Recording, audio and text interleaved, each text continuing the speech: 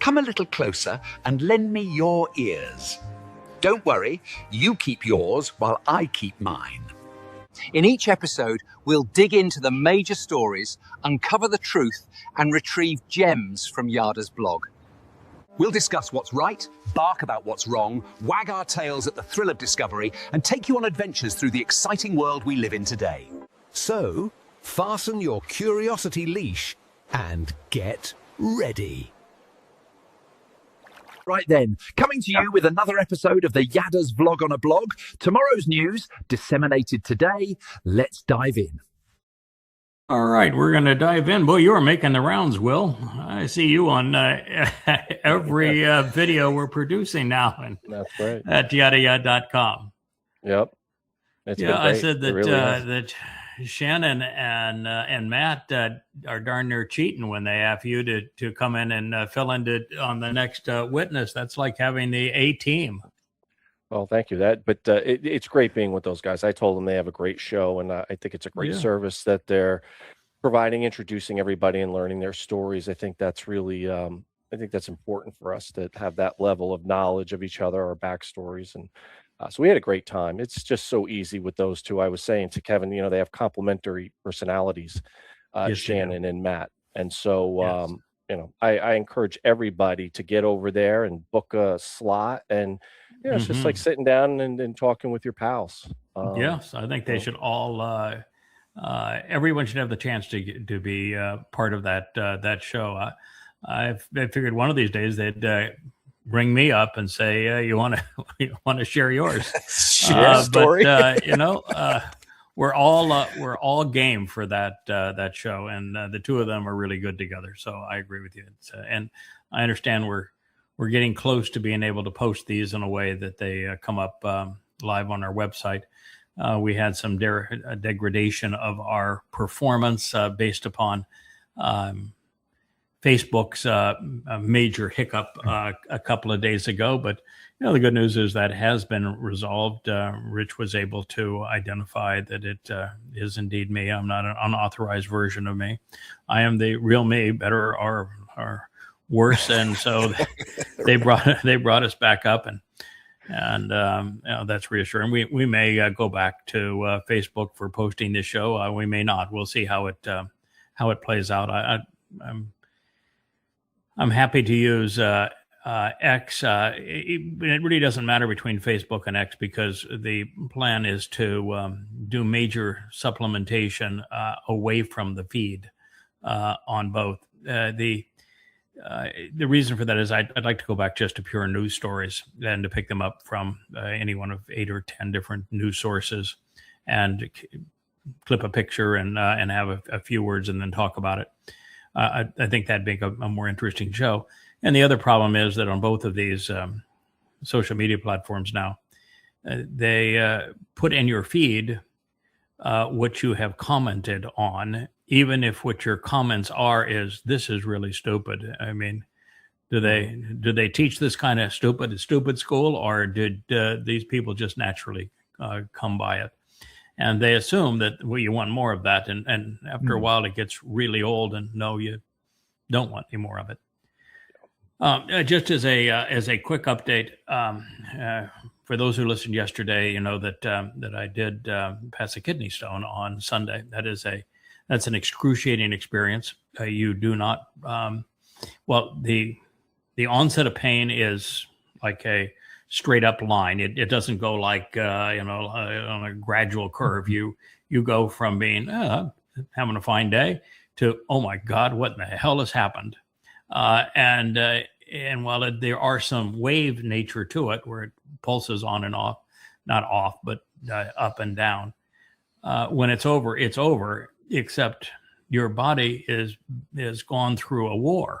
And the body just doesn't wake up the next day or the following day and say, gee, that was great. I'm glad I survived that. Now here we go on something else, because it is it's really quite an experience to and like workouts, the not the day after, but the second day is typically the worst. If you really work out, that's that's what your body does. And I woke up in the middle of the night last night, and for about 3 to 4 hours wrestled with the insights into why that happened, what the whole experience was about, and the coordination with the timing of the shutting down of Facebook based on being perceived as an imposter as opposed to me, and how it was brought back with an image of doing the show, and how that pertains to the fulfillment of PSOC.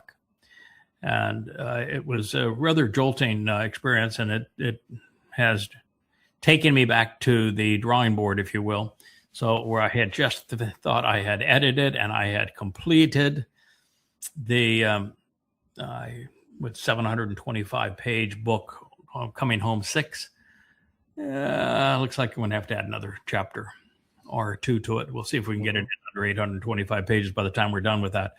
But I've got to go from Ruth to what it really means by delivering the kinsman redeemer, and how we participated. And the message that I got last night was that Dode as the Passover lamb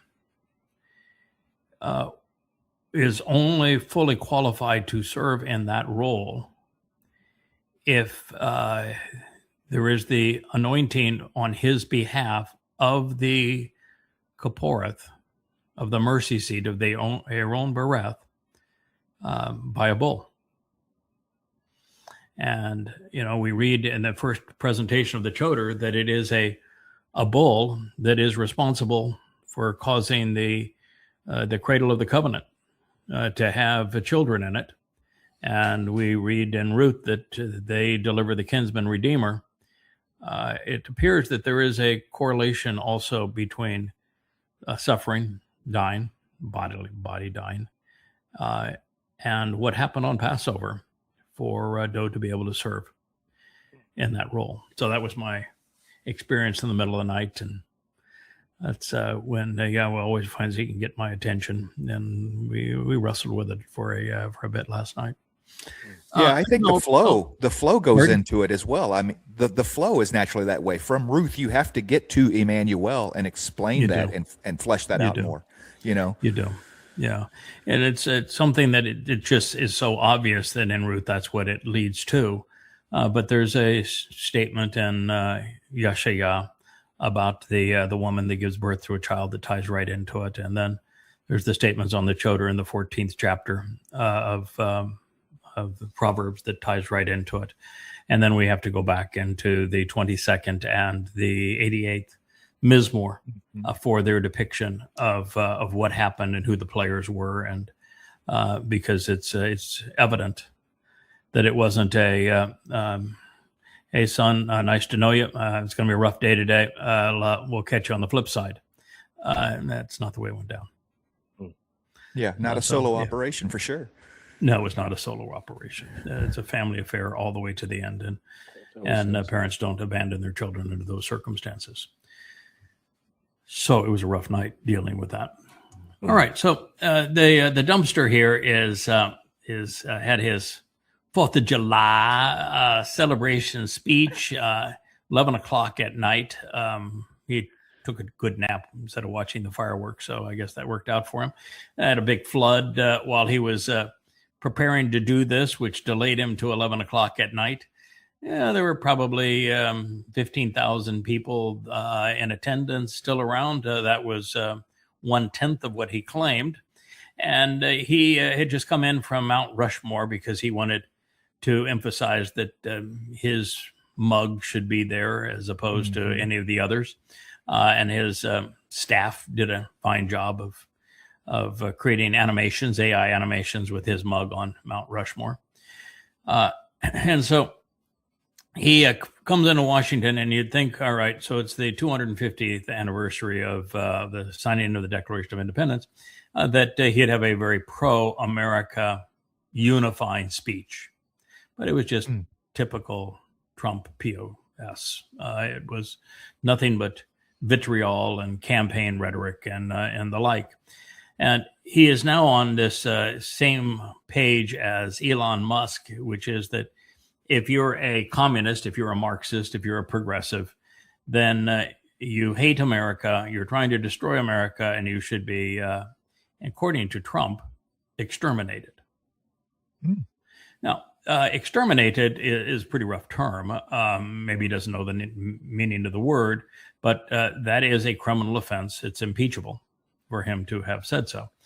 And while I'm opposed to all collectivized government systems and much prefer free enterprise to Marxism, socialism, or communism, the Declaration of Independence of America does not stipulate the economic mandate that would govern the colonies and now the states. Not mentioned. And the right to dissent is clearly stated within the Constitution. So saying that it's what you say and not what anybody else says is un-American. It's a direct attack on the U.S. Constitution.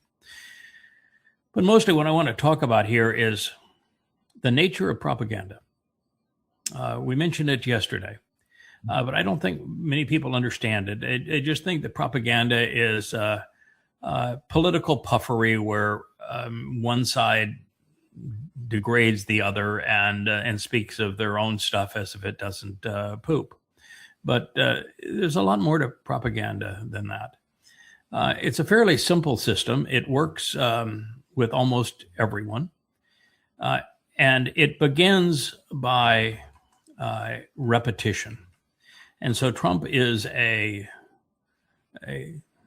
he is the ultimate repeater. And there isn't any lie that he has told that he hasn't run through the mill many times. Most recently, that the U.S. won the war in Iran, when the opposite of true. That Iran wants to negotiate with the United States and end the war, when the opposite is true. That America is the hottest country in the world and is more respected than any time in its history, which is not true. That he's one of the greatest presidents in the history of this country, which is not true. That the economy is doing well, which is not true. And so he just constantly repeats the same lies over and over again. And repetition of a lie is essential to propaganda. Yeah. The more people hear the lie, the more prone they are to believe it. A great example would be that Jesus is God. You know, in the Christian New Testament, which is, by the way, rubbish, there's no such claim made. The first time there was a Jesus was the 17th century, when the J was invented, 1629. That's when Jesus came into being. The first time that Mr. Christ was called a god was the Nicene Council. And at the time, a majority of Twistians were with Arian. And Arian's conclusion was that if you read the text, he never claims to be a god, and God's not a man, and men cannot kill God. So why don't we just go to what the text says and not make ourselves look stupid here that we're calling God a man and that saying that men can still God, because that's really, really stupid. Let's not do that. And yet Eusebius and others who wanted to make a Dionysian figure out of their Christos were insistent the other way, and they imposed a verdict on the Nicene Council, and that for the first time in the mid-4th century is this myth of Jesus became a god. And it's been repeated so many times that people just believe it's true. And of course, he never existed, and God most certainly isn't a man. But it's the repetition of a lie that causes people to believe it. People believe, for example, that Muhammad was a prophet. But they never issued a single prophecy he got right. And I know what he said and what he did better than any person alive, probably any person since Muhammad, and probably better than actually Muhammad, because he was pretty stupid and he was essentially illiterate. And he couldn't remember what he said one day to the next. And I can tell you that the Quran is quite clear in this matter that Muhammad was not a prophet. And yet it's been repeated so many times that you always hear the Prophet Muhammad when he was not a prophet. It's just the repetition that causes the propaganda to work. One of the worst today would be Palestine and Palestinians. There is no such thing as Palestine, never has been, and there is no such thing as a Palestinian. Never has been. There is no ethnic group or national entity as Palestine or Palestinian. It's a lie that was originally promoted by Hadrian as an ethnic slur during his total destruction of Yahowah and murderous campaign against Yehudim in 133 CE.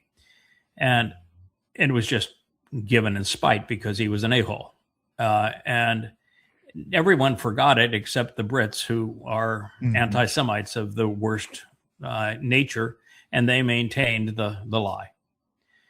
Pretty shameful of them, since they were so subjugated by Rome and so harassed by Rome that they would pick up a lie of Rome. But anti-Semitism is a powerful force.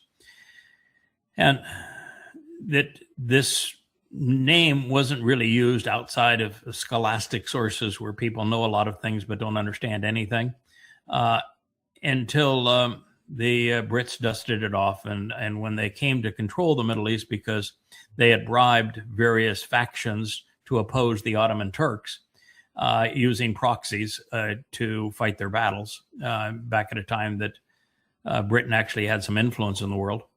And so they came to control the area, and they were belligerent against what we call today Jews. They really weren't Jews until the 17th century.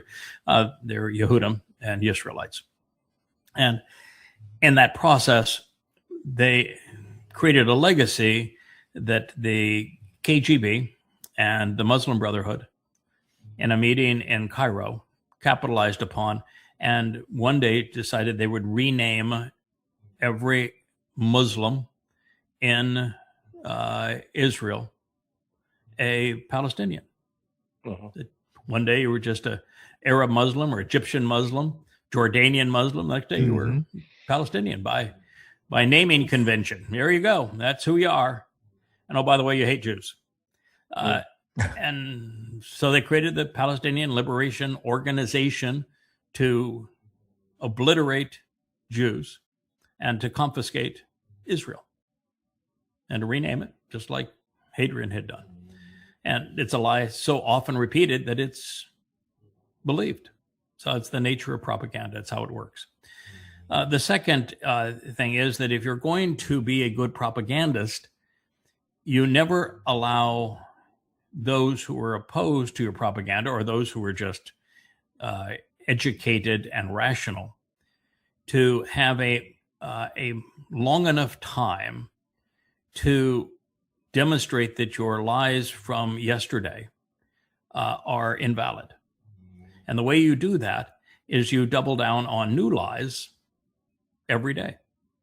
That every day is ruled by chaos.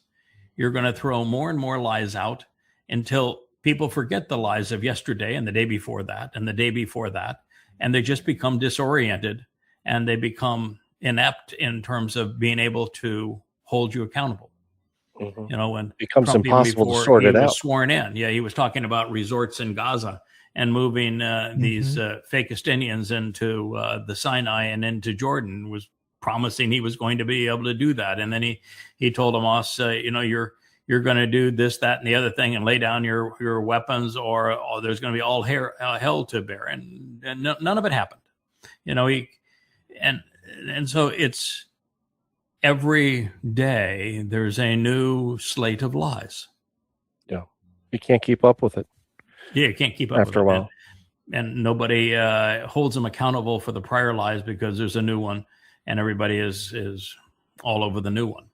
And oftentimes they get distracted by things that are just meaningless. I mean, the fact that he paid some donors without having any bids on the reflecting pool, and they were incompetent and didn't know what they were doing and made a mess of things. He became a favorite to embarrass him, but it's so inconsequential compared to the lies, for example, on Iran or in Ukraine, where between the two, millions of people have died.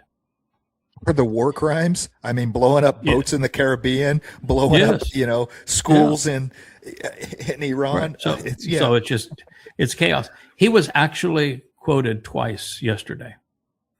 Watching newsreels of some 20 million people will show their respects to the Ayatollah and others in his council as the world witnesses the largest funeral procession in history. And his comment was, I had no idea they had any respect for him. I didn't think they liked him, is what he said. I didn't think they liked him. Yeah. I mean, he said something honest. Make that kind of a comment. I mean, it's just, so you're saying that you thought it was okay for you to go murder him, which is what you did. You committed an act of murder. You went and murdered him. You even had murdered his granddaughter. You murdered his daughter-in-law. You disfigured his son, so he can't even show himself. You did these things, and you didn't know. So having a new point of chaos every day is part of propaganda, and Trump is exceedingly good at that. Yeah, I was going to say, he's just elevated this to an art form, and I don't know if it's all propaganda. A lot of it is just confabulation. When you think of propaganda, you think of something very organized, an orchestrated narrative that you keep pounding, whether it's, Jesus is Lord, Muhammad's a prophet.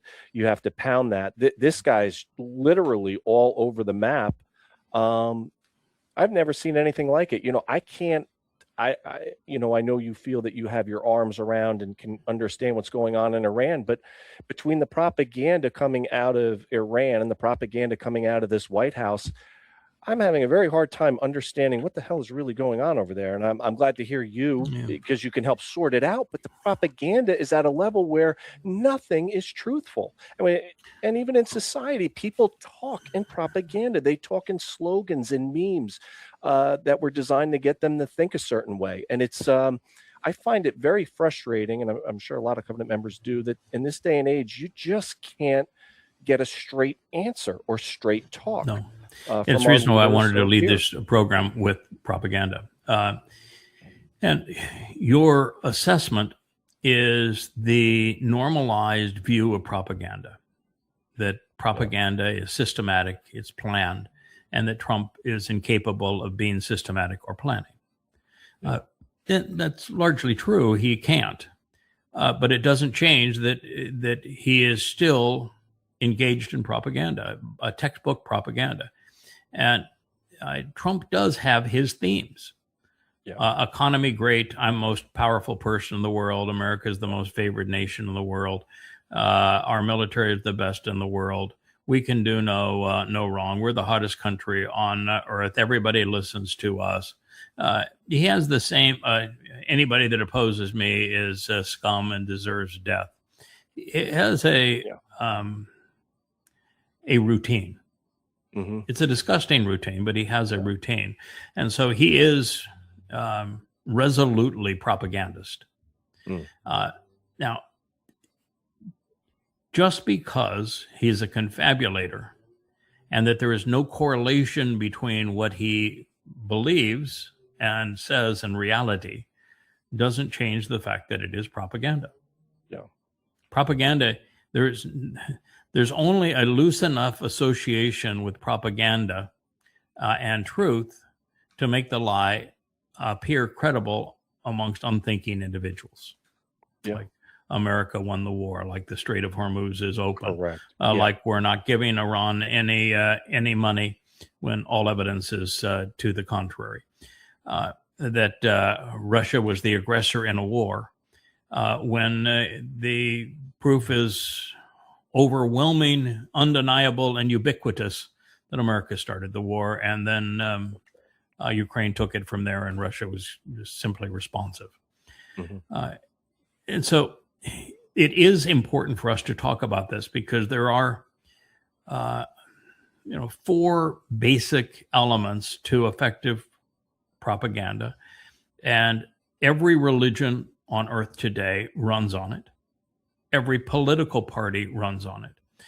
In politics, they will tell you that they really don't give a hoot about what reality is. What they care about is perceptions. Correct. And so the whole concept is to create perceptions, and you use propaganda to do that. Yeah. There is virtually nothing that comes out of MAGA that is accurate. But likewise, there's virtually nothing that comes out of the Marxists that is accurate either. So the first 2 aspects, and we'll get into Iran here in a moment. The first 2 aspects of propaganda are constant repetition. And repetition is what causes those things which are untrue to be accepted as true by the majority. It is the single most important element of it. The second most important element is to have chaos, so that every day you've augmented your stable of lies with a new deception, so that you keep those who would refute you off balance. And that if they're refuting the lie from yesterday, you've distracted them and the audience by a new lie today. You're a moving target, essentially. Yes. So it's not just a moving target; it's a chaotic target. It's too many targets. Yeah. It's like the effective missiles today. They don't come in with 1 warhead. They come in with 20 warheads and 200 false warheads. It becomes just too many targets, and people and the systems are overwhelmed. They can't deal with them. And same thing about people. Yeah. And you have a tendency to go to one of your weaker arguments and focus where you shouldn't, as opposed to drive one all the way home. Like when he says, "I think they ought to be eradicated," that's a crime. Can't say that. When he's having to blow up bridges and dams and that sort of thing in a foreign country, that's a war crime. You can't say that. Just or you're going to make that country glow. Right. Yeah. All right. So the next is that you never promote anything that is propagandist using evidence and reason. You're never appeal to the mind. You always appeal to emotion. And so you don't have thinking individuals that are religious or political. The overtly religious and the overtly political are motivated by opinions and slogans and mindless drivel. And they just parrot the themes of whatever it is they identify with. There is nothing of substance behind it. If you were to ask a Marxist, where is Palestine? What's the history of the Palestinian people? When was the last king or leader of the Palestinians? What's the currency of the Palestinian people? Do the Palestinian people have a national religion? How did they come to this homeland, and how did they come to lose this homeland? And how are they treated everywhere else in the world that so-called Palestinians are recognized? And how's that different from the way they're treated in the country you think is colonialization? And what if the actual truth is that the very thing that you're rooting for has been the most colonial and oppressive and apartheid imposing and genocidal in human history? Can you deal with any of that? And the answer is no, they can't. So there's never any correlation between these things and reality. Yeah. And that's an effective part of propaganda, because what they have done is isolate it from an intelligent retort. Yeah. And also it has to be simplistic, the message, because you're dealing with unthinking people. So this is why I say these people speak in memes and things that are easy to understand. They're very slogan-ish. No, you're close, but you failed. No, understand. The reason they speak in memes and the reason they have very short attention spans is it's an emotional appeal. Mhm. Yeah. It's not a thoughtful appeal. To present a thoughtful appeal, you have books like mine. That's They're 650, 700, 825 pages, and they're packed with evidence, validating the conclusions. That's an intellectual appeal. An emotional appeal is you throw out a slogan, a meme. Right. So it's always appeal to emotion. And the word you used, understand, and there's no understanding in this. It's parenting of opinions and emotion. The fourth element is to identify the lies with symbols that are enduring and that are endearing to a community. He'll stand before the flag. He'll have a flag on his lapel. He will have as a backdrop the Washington Monument. The propagandist drapes themselves in symbols that appeal to their audience, that cause their audience to associate the lies with something that they hold dear. A Christian cross, as tragic as that is, the crescent moon among Muslims, the horrible symbol of the six-pointed star and the harassment the Jews endured under it, but as a unifying feel-good symbol for Jews that don't know any better. And so it is those symbols that they wrap themselves around. Those are the four elements of propaganda. And today it is not just prevalent, it's ubiquitous. Now, you asked about Iran. The wars today are fought on several battlefields. The most important battlefield is actually not the kinetic battlefield where the missiles and drones and bombs are falling and the interceptors and radars are running. That's not actually the most important war. The most important war today is the war of public opinion. It's the war that I begged Israel to fight intelligently, and they lost by forfeit. That's right. It's the war that America cannot win and Israel cannot win in Iran because there's nothing to support their argument. And it's a war that the Iranians have played brilliantly. Now, the interesting thing is that the Iranians don't actually have to use propaganda to prevail in the war of public opinion because Israel and the United States have been so disgusting. They can just show what happened. You parade the bodies of those 8, 10, 12 people that were murdered, literally murdered by the United States with Israeli intelligence, and have the crowd all lathered up.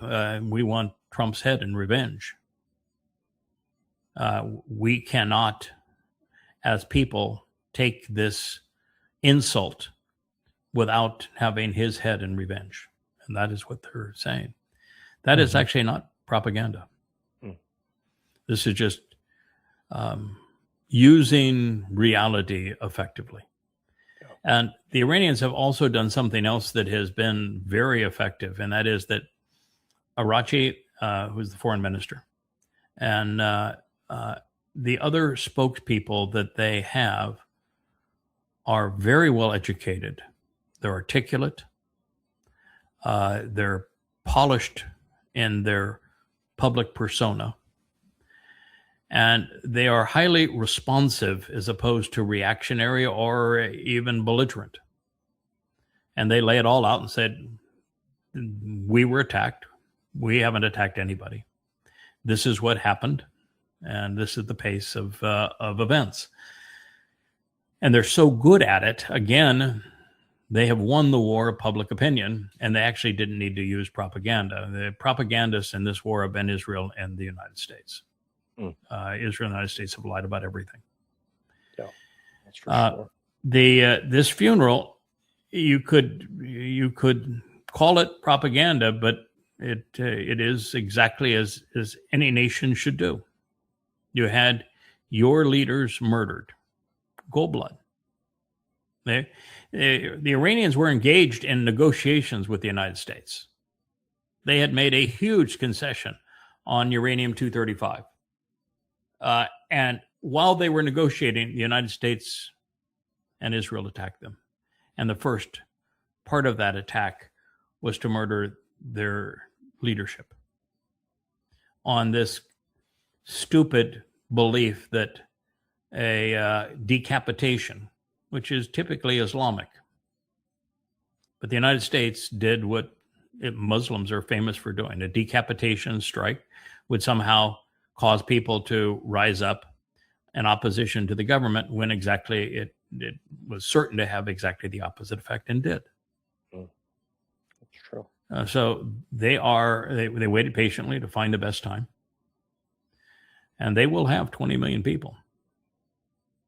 Wow. And there are going to be very few of those that are going to think anything else but America's evil, Israel's evil, and Netanyahu and Donald Trump need to pay for having done this. And I would go so far as to say to both of you that if you're an American and your president did this to you, you're an Israeli and your prime minister did this to you, they lied to you about what they were going to achieve.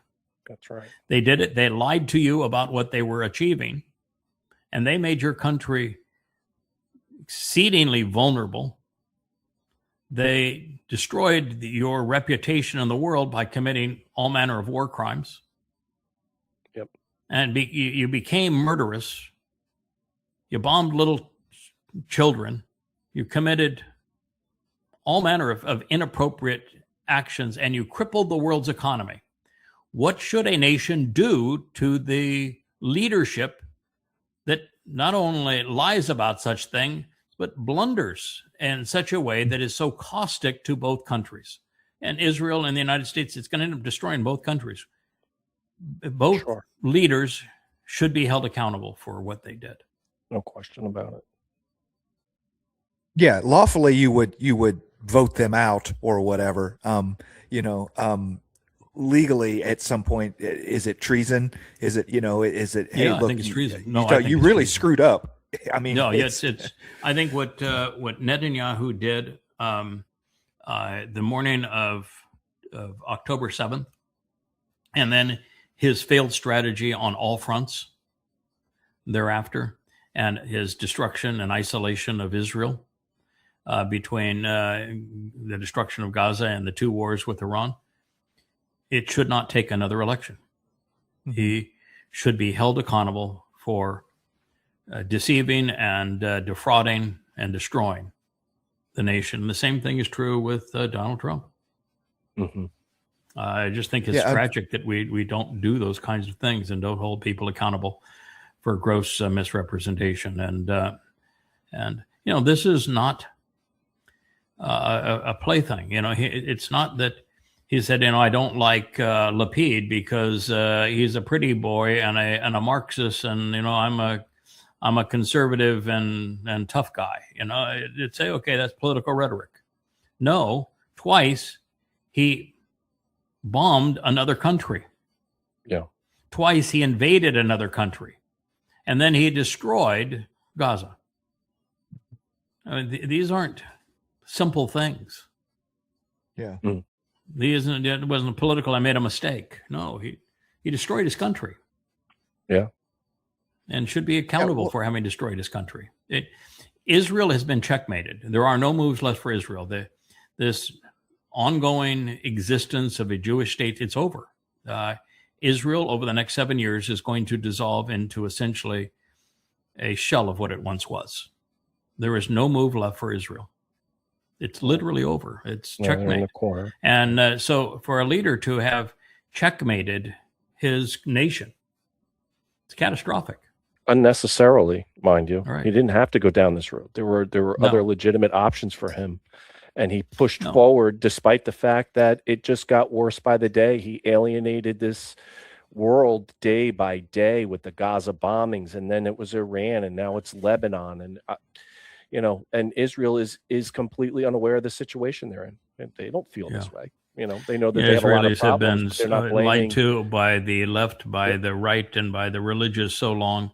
I don't think there's anybody in Israel that's actually able to think their way out of the mess. There is no thinking your way out of this mess. It's checkmate now. It's over. So it doesn't matter how they rearrange the deck chairs on the Titanic that is Israel, or what song the orchestra plays. The next 7 years are going to be horrific, and they put themselves in this terrible fix. Anyway, I just wanted to talk a little bit about propaganda and what it is, and how Donald Dumpster uses it, and how effective it is on MAGA, that they still go along with him, and it just is irritating on the rest of us. Just out of curiosity, Yada, did you get your points on propaganda from Bernays' book? You know, the 4 different points and stuff. Yeah. There's some really interesting things I didn't know about. I remember I listened to about an hour long assessment of that book, talking about the 4 contributors to propaganda. And unfortunately, it was one of those things that Facebook wasn't willing to recognize what I was trying to take from the reel and post, because I wanted to be able to listen to those 4 points and then talk about them, because I thought it was a very articulate presentation of them. I think I've got a reasonable summation of them from what I heard. But since we're seeing it so prolifically, and Islam, and the lie of Palestine, and the lie of Jesus being a god, of Trump being an honorable leader, and Netanyahu having been an honorable leader of Israel, I just thought I'd share the elements of it. If it's the same source that I'm thinking of, then it was actually written because the author view, in a very Machiavellian way, that propaganda was required for democracy, that you can't have a democracy without propaganda. Yeah. And so it was you must use this as an art form. And I would tell you that democracy is such a failed governing system, that it's a system that's always going to promote the redistribution of wealth, so that you end up punishing and robbing productive people, and you're giving it to the unproductive. And that's how the system will play out. And because you don't have anybody that's voting, or you have tiny fraction of those who are voting that know the topics that they're voting on. They don't know economics. They don't know the international politics. They don't know history. They don't know their own nation's history, much less other nations. They don't know the Constitution. And so just voting, when you have most people voting that couldn't answer any intelligent question regarding the issues that are at hand, is not a productive system. Yeah. And when the majority is paying no tax, and is making no contribution, and is receiving entitlements, that system is certain to do what America has done, to create $40 trillion worth of debt. Yeah. And so it's a horrible system that has no chance of success. And the thing that we propagandize against, which is an oligarchy, is the only form of democracy that actually has any chance of success, is an oligarchy, because it's people that have skin in the game that are allowed to decide how what they are contributing is used, where in a democracy, it's any idiot can vote, and they do. And they typically vote for entitlements. And so it's legalized Robin Hood. That does not work. It never has worked. It will not work. This is not a virtue to be promoting. But the opposite of it, that in the last 75 years, 100 years, has been Marxism, and it's worse. And then you have this thing called democratic socialism, which is like, I'm a little bit pregnant.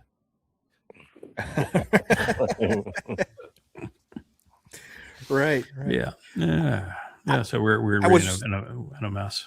Would you want to? Do you have anything that you think I missed from the assessment of this Machiavellian approach to propaganda is necessary for democracy, because I will tell you that the American democracy is very much like the Wizard of Oz, where people think that they are supporting a wizard, and that that wizard has their best interests.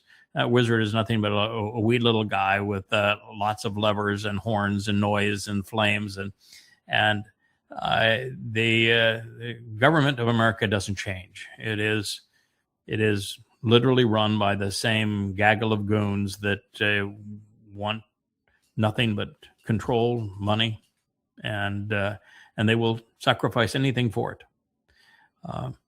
The people that are bribed by Ukraine, for example, to continue to promote that war, it's despicable. Yeah, I just wanted to talk a little bit about this idea of your point 3 on emotional appeal.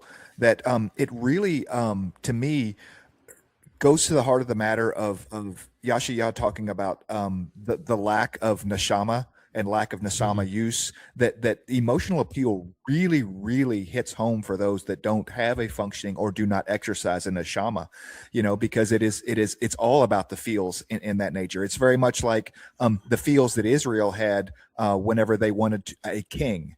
We had a system that was working. There was no system that was nothing broken about the Shabbat system, right? But they because of the way they felt that they wanted a king, and yet Yahweh tells them through Shamuel, these are the things that are going to happen to you. These are the facts. The 12 tragedies of having a government over you like this, and he laid it all on the line. There's slavery and wars and taxation, and that the king will bribe a cadre of fellows around him, and through that bribery, they will control all others. And he went through the whole thing that governance is going to bring about. Then he was right, but the reality is that with the overtly religious person, a person who defines their life by their religion, an overtly political person, I'm a MAGA, I'm a Marxist, I'm a progressive, that kind of thing, the person that would define themselves that way. By the way, I'm none of those things, but thank you. You're just using it as an expression. Or the person who is a conspiratorialist, or even an overt patriot who is, waves the flag and values the military. You are never going to reason with such an individual. There is no amount of evidence that you can bring, no source, even the most unassailable, that you can bear, that is going to change their minds. They have put themselves in a situation where they're absolutely impervious to evidence and reason. And it's 100% of the time. And 100% of those individuals, 100% of the time, you will never, ever encounter an overtly political, religious, conspiratorial, or patriotic individual who will even consider evidence and reason. Yeah. So that is a completely dysfunctional nesama, conscience. Yeah. And much of this growth has been stunted in schools. I touched upon this with the boys the other day, so many times in, I lost my thought there. I'm sorry.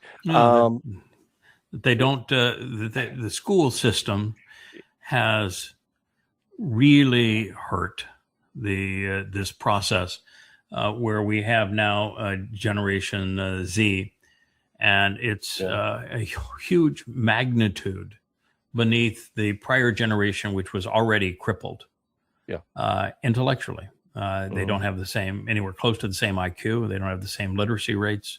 They don't have the same ability to focus. More than 5 words is about all they can process at a time.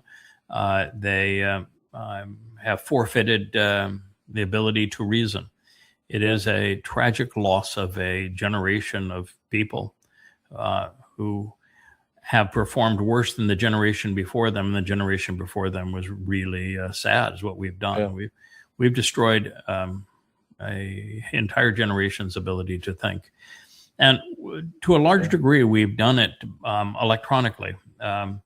Video games, social media, these kinds of things have had a horrible effect. Dark web, just the proliferation of information on the internet. But social media has played a huge role. And now we're doubling down with the social media because social media is completely controlled now by AI.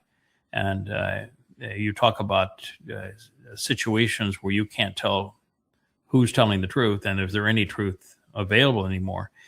AI is completely blurring that to the point where it's almost impossible for the average person to know when they're being lied to. Mm-hmm. Yeah. It's the lack of my point was it's the lack of critical thinking skills, and our IQs are dumbed down. But you don't have to have a high IQ to be a thinker. Thinking is a process, and you can be taught how to do that. And the last thing, the regime would want is for people to think on their own. So everything's given to people. There's a sense of entitlement, and they're told what to believe, and they're glad to believe it, and there's no pushback. And so we don't teach rhetoric anymore, and we don't teach debate. There are rational fallacies, and people don't know them, and so the idiots like the dumpster here commits all manner of them. Paul did in writing the New Testament. Muhammad did in his Quran. It's filled with rational fallacies and contradictions. People don't know how to process them. And if you don't know how to process information, then you can be destroyed either one of many ways. And one is you give somebody too much information and they don't know how to be discerning. They don't have a filter. Then you've destroyed them. Mm-hmm. And if you give them bad information, then you will have destroyed them because they won't recognize it. And if you dissuade them from exercising good judgment, if you make being judgmental a bad thing as opposed to the essence of rational thought, then you have destroyed them, because even if they had the ability to filter out good information from bad, they still can't process it. And then if you layer on top of that the propaganda of the lies, whether they be Islamic or Marxist or MAGA or conspiratorial, you've laid the ground with a great onslaught of lies, and you don't have one person in 100,000 that can think their way through them, or even start to turn off, because with so many lies, you can look and say, oh well, okay, that one's a lie, and then that one's a lie, and that one's, and then you turn off. You're like, well, everybody's lying about everything, so what's the point? You just overwhelm and you just stop. Yeah, here in Israel, for example, which is a target audience, we are interested in preserving a remnant of Israel to re-enter the garden, and you can write the 38 books that I have behind me. I have all manner of evidence from the most unassailable source, all keyed to the oldest extant manuscripts, with all manner of evidence to support the claims. And you can use every venue of social media to reach them, and they will just tune you out. Mm-hmm. And another point of that, with the 38 books, there's something I've seen even within the Covenant family that, hey, I wasn't a Christian, so I don't need to read, Twistianity, or hey, I already know that the Islam's bad. Why would I read, goddamn religion? And no, that doesn't work at all. No, not at all.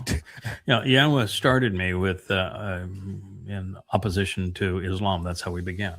Mm-hmm. And until you have an understanding of Islam and how the Quran came to be and how rabbis contributed to it and how Muhammad promoted it as a criminal enterprise, and how Hasatan, the adversary, works within religion. Until you understand those things, you're really not in a position to understand the world as we know it. And God is insistent that we disassociate from and then ultimately speak out against religions and political schemes that are in conspiracies that are hostile to his people. And if you're not knowledgeable about Islam and Christianity, and Rabbinic Judaism, you're not in a position to defend God's people, which means you're really not in a position to be an effective covenant member. So, yeah, I would agree that if you haven't read it because you say, I don't need that, then you're not in a position to defend Israel. And we ought to be doing that. It also helps the credibility issue, because if you can start and say, yeah, I agree with what he's saying, systematically destroying Christianity, systematically destroying goddamn religion, once you've built the credibility with those things, then when someone says, oh, I'm the Nakri, the Adam of Parah, that it's like, okay, you've established credibility. And no one in human history has done these things. Yes. So if God makes a claim about you and you validate that claim by demonstrating that you have done something no one in all of human history has done. No one in all of human history has written a series of books that destroy Islam by only citing Islamic sources, and only the earliest Islamic sources, their scriptural sources, and validating those and reordering the Quran chronologically, translating it, providing 6 translations of it, and setting it into the context of Muhammad's life. No one's ever done that. Ever. Publicly, and survived it. Yes. And done 10,000 radio shows on it under my own name. No one has ever approached that in all of human history. No one has ever gone to the extent that they completely repudiate the myth of Jesus. There are sites that Jesus words only. No, there was no Jesus. To prove that there was no Jesus, to prove that the text of the Christian New Testament is rubbish, to absolutely prove that Paul lied about everything, and to set his words against the words of the actual prophets that they claim are the basis of their religion. No one has ever done that. There's 5 books on Twistianity, completely disproving it. That there's nothing left. No human being on the planet can read those 5 books and remain a Christian, just as no person can read the 5 books on Islam and remain a Muslim. And by the time you're done, you will know the religion based better than 99.999% of the practitioners, the believers of that religion. And then to have done something no one has ever done before, which is to disprove a foundational text of Judaism, which is Ezekiel, and to show that it wasn't inspired by God, it was inspired by Satan, and prove it. Yeah. And then at the same time, write another 25 books translating the Dead Sea Scrolls and stripping every word of the diacritical rabbinical markings and presented it in an amplified format along with the terms that serve as the basis for those translations so that you can validate them yourselves. No one has ever done that. Or to have 10 to 20,000 profound insights that were previously unheralded. I mean, you put that together, that is quite a resume. No. And Yada, you taught me. Go ahead. I was just going to say, you taught me this, that, the why is incredibly important. So on the one hand, you could say, okay, yeah, I know religion and, Islam and Christianity are wrong, but you have to know why. It's not enough to just say they're wrong. Okay, you're correct. Can you back it up and prove it? Until you have that kind of depth, you're never going to have the conviction of how wrong it really is. You're saying that if you don't understand the why, then you're just taking it on your word that it's wrong, and you may or may not be right. And that's all you see on social media is it's right, it's wrong, and never any evidence for it. Just ridiculous claims with no basis. And having written, 4,200 pages proving that Islam is false, and another 3,800 pages proving that Christianity is false, and another 3,000 pages proving Judaism is false. It's an entirely different level of exposure. And when I excoriate the rabbis and the popes and the priests and the pastors and the imams, I know more about their religion than they do.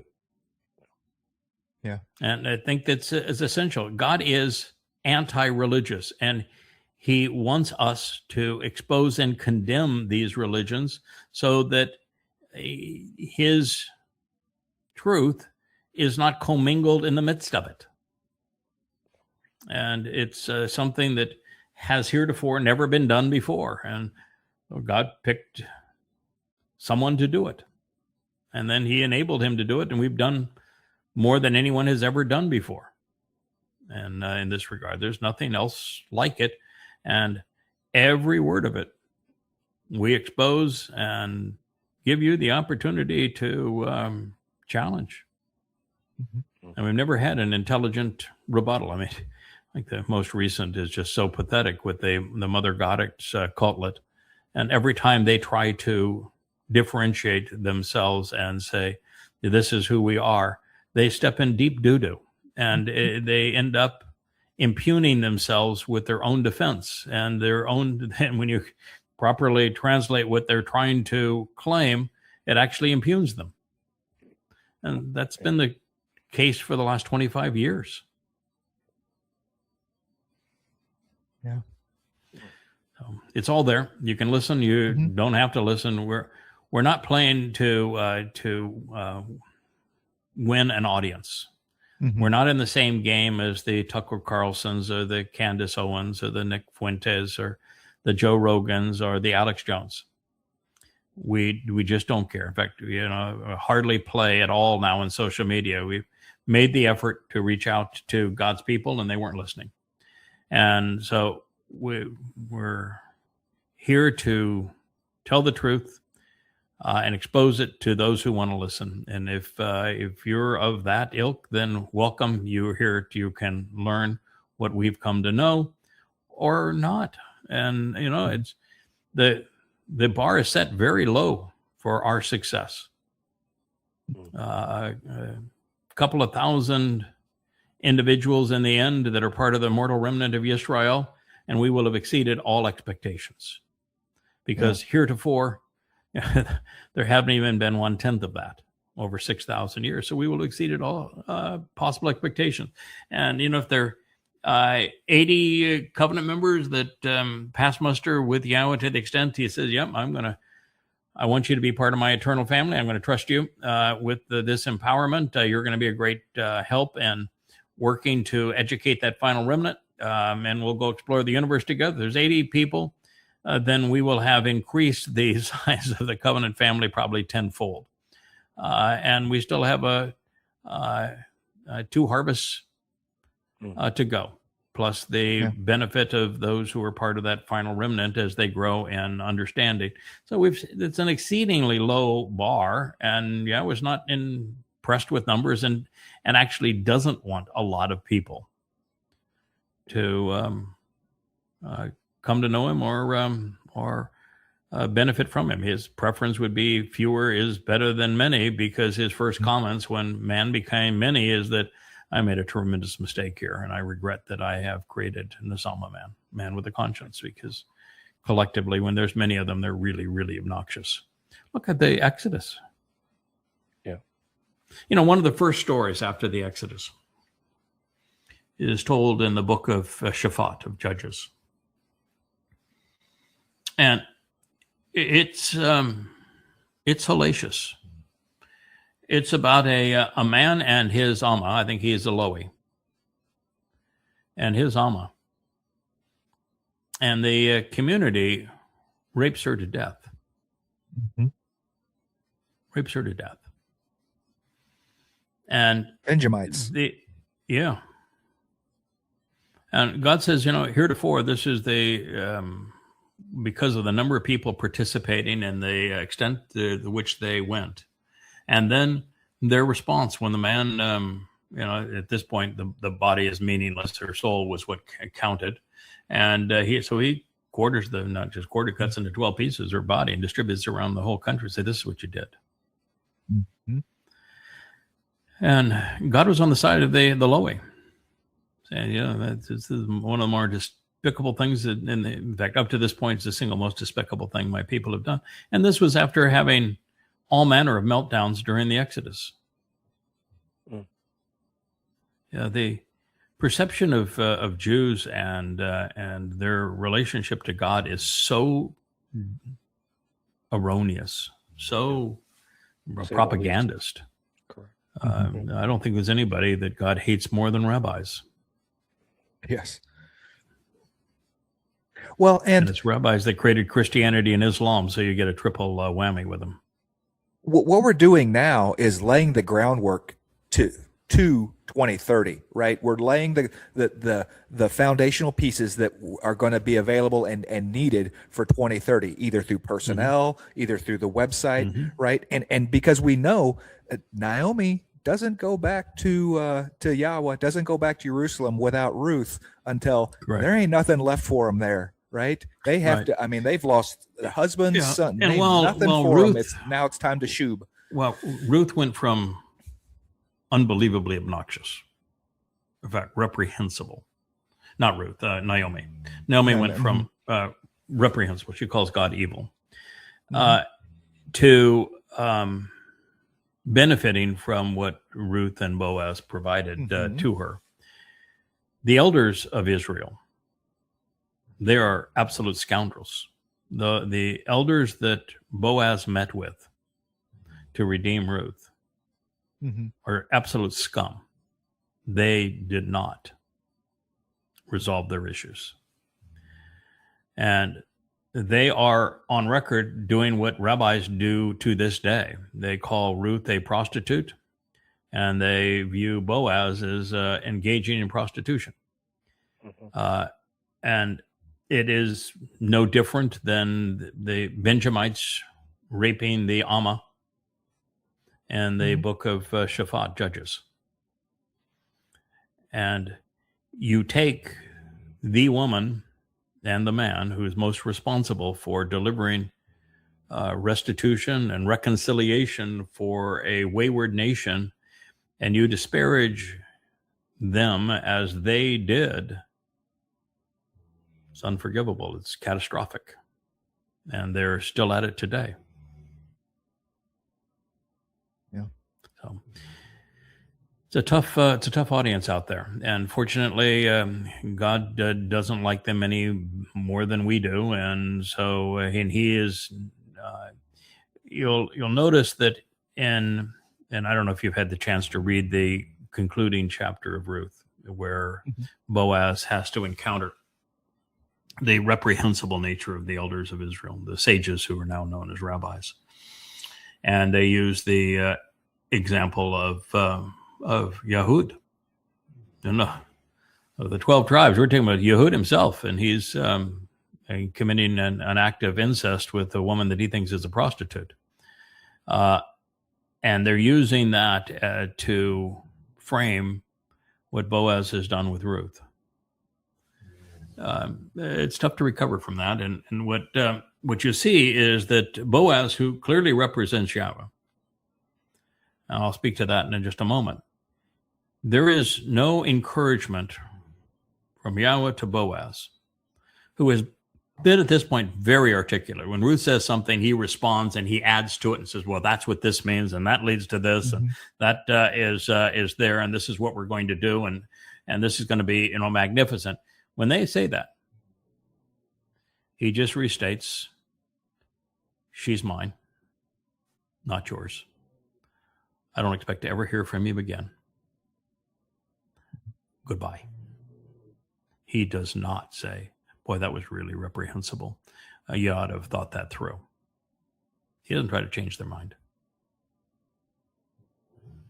Yeah. And that's something to think about, is that, in fact, I would say that in terms of Yahweh's rhetoric throughout the Exodus, in each of those disgusting meltdowns by the children of Israel, God's not trying to change their mind. He's just saying, you're dead. You're gone. It's over. That's free will. Let me deal with the remnant. Let me deal with the ones that are left. Let me, see what the ones that I can work with. We're still possible. The ones that are dead, you're dead. I got nothing for you. If you had a remnant of 2, you'd have done better than anybody else. And it's going to be a remnant of single-digit thousands, but still, it's going to be more than anybody else has achieved. And from God's point of view, that's good enough. And and our job It's pretty comprehensive with the 38 books up here and 30,000 pages, plus thousands of hours of audio programs. But it's all to reach 1,000 or so people. You choose to be one of them, great. Mm-hmm. I think it's too late to encourage you to be part of the Shabuah harvest that's upcoming. Only 11 months. In 11 months, I don't think you can come up to speed to the point that you can demonstrate to Yahowah that you're worthy. I think it would be a worthy investment of your time to attempt that. Mm-hmm. And maybe if you stay with it, you'll be ready to go on Teruah. And it is far better to be gleaned on Teruah than it is to be part of that mortal remnant. Infinitely superior. So I would encourage doing it and joining us and learning what you can. But I think that we run out of time to bring people up to speed, to which point they can prove to God that they can be trusted. And this might even sound toxic to people's ears, that you need to prove to God that you can be trusted. But it's just because you don't understand what it is that he's offering. Mm-hmm. Right.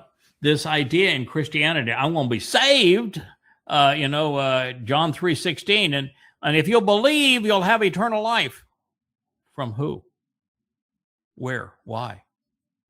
Under what conditions? But I can give you a fast way to have eternal life. Promote Christianity, and you'll have eternal life in Sheol. Eternal life is not something you want to promote when you don't know where it is or the conditions under which it's going to be lived. Mm-hmm. What folks don't understand is that what God has done is he's put us in a protective enclosure. It's called the Earth. I watched a series of programs last night on planets, and there just is no planet like this one anywhere. And it is a protective enclosure conducive to life. And he gave us not only life in this planet, but an asama, so that we could think our way either to him or away from him. And then he communicated his instructions to us, which we can either heed or ignore. But what he is offering is to take us off of this planet. What he's offering is to replace these physical bodies that are so limiting with light and energy, so that our souls are enveloped in light and energy, so we can go off and explore the universe with him, so that we can spend time in his company. And he can trust us not to do something really stupid, because each dimension that we enter and then cross into the next, from 3D to 4 to 5 to 6 to 7, each of those is an infinite increase in capability and opportunity. And by the time you're in 7 dimensions, you can take any aspect of this universe and you can think or talk it into any state that you can imagine. And the potential destructive influence under such circumstances requires great trust. And so if you can't demonstrate that you can be trusted here, God's certainly not going to empower you to that degree and trust you with 7 dimensions, a 7-dimensional increase in who you are, take you out of the limitations of these physical bodies and make you immortal in his presence. And so he has to have a filter. He has to have a means of knowing who he can trust and can't. That's one of the things that is so curious about collecting individuals like Elia and Chinook, where God's making a conscious decision. That person, that soul, is somebody that I can work with, that I can trust, that has no allegiance of any kind to religion or politics, and seems to have this can-do attitude and stick-with-ness that is necessary to accomplish these bigger issues. And, how he made that decision initially, or did he cultivate a series of souls that just had that capacity and then deployed them? Curious as to which way he went. But you even take the first soul that he gave an Asalma to, Adam, who we now know as Dode. Took a long time before Dode was ready. And it's why I woke up in the middle of the night and, just struggling with this, is that Dode couldn't have fulfilled Pesach alone. Right. Couldn't have done it. Yeah.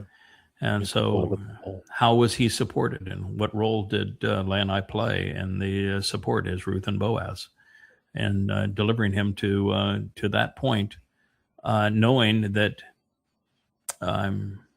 much as I love him and enjoy his company, that he doesn't typically do very well on his own. He does great with the right kind of support. But he's God's firstborn. He's still God's favorite. Mm-hmm. So God's going to give him that kind of support. And if it means that we need to be bludgeoned and bleed on the mercy seat of the Aaron Bereth so that Dode's sacrifice is acceptable, then that's what we do. Sure.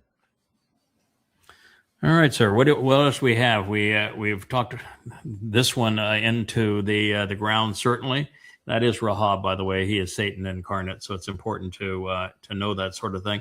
And this you can play just a bit of it. It's a bunch of numbskulls walking around with face masks, and these are neo-Nazi kinds of belligerents. They would consider themselves patriots. They'd be the Proud Boys. They would be MAGA type supporters doing it. And it's just amazing the number of people that think that they're really cool to walk around with ski masks on their faces.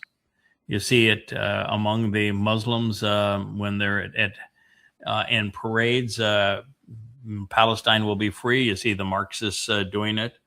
And you see ICE doing it. I wrote these books dealing with Christianity and with Islam, and I put my name there. And I haven't about the author in the opening page. I'm not hiding from anybody. Here I am. I tell everybody I'm broadcasting from the U.S. Virgin Islands. You want a piece of me? Have at it. See how close you can come. I've had thousands and thousands of death threats, and I've never worn a mask. I've never ducked for cover. I've never had to fire a shot in return. And if you think that you're some kind of special individual and you think you can take me out, you just go try. See how it works out for you. Don't expect to live through it.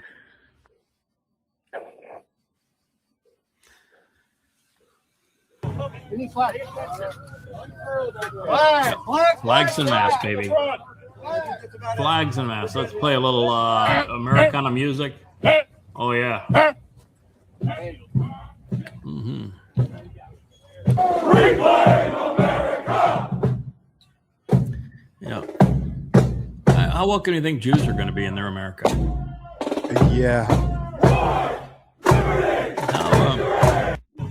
How welcome would be a Democrat be in their community?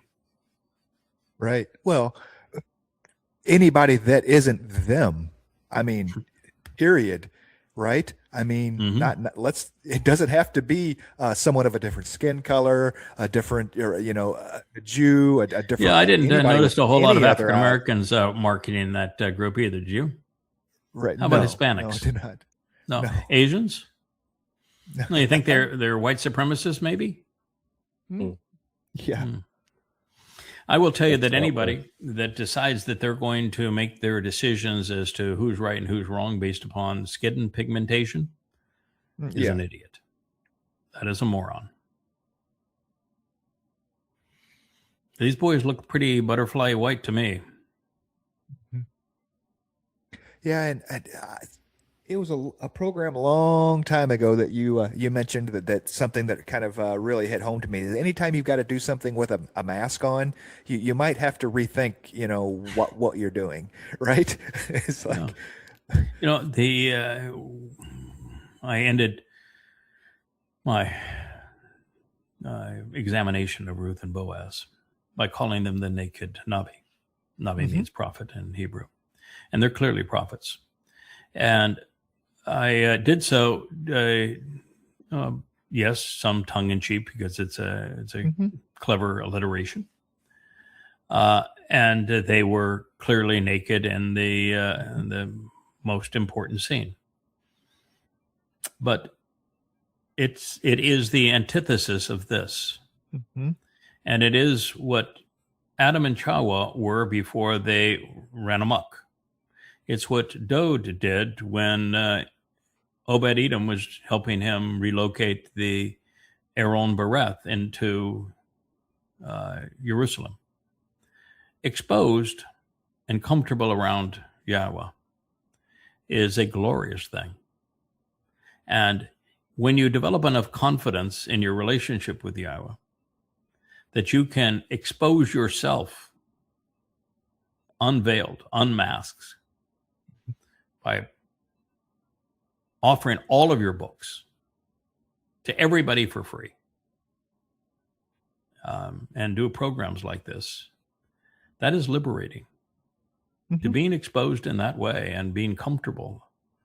And I would say that one of the things that Boaz and Ruth demonstrate is that their most interesting prophetic narration was when they were naked. So being totally exposed, they were most attuned to what God was going to do with them. Yeah. That's pretty extraordinary. Yeah, that's an interesting thought. Yeah, an interesting lesson. And the exposure, while it was real in Eden, it was real in their case. It was real when Dode was bringing the Aaron Bereth into Jerusalem with the help of Obed-Edom. It is not conveyed in the sense that we ought to do this program bare ass naked.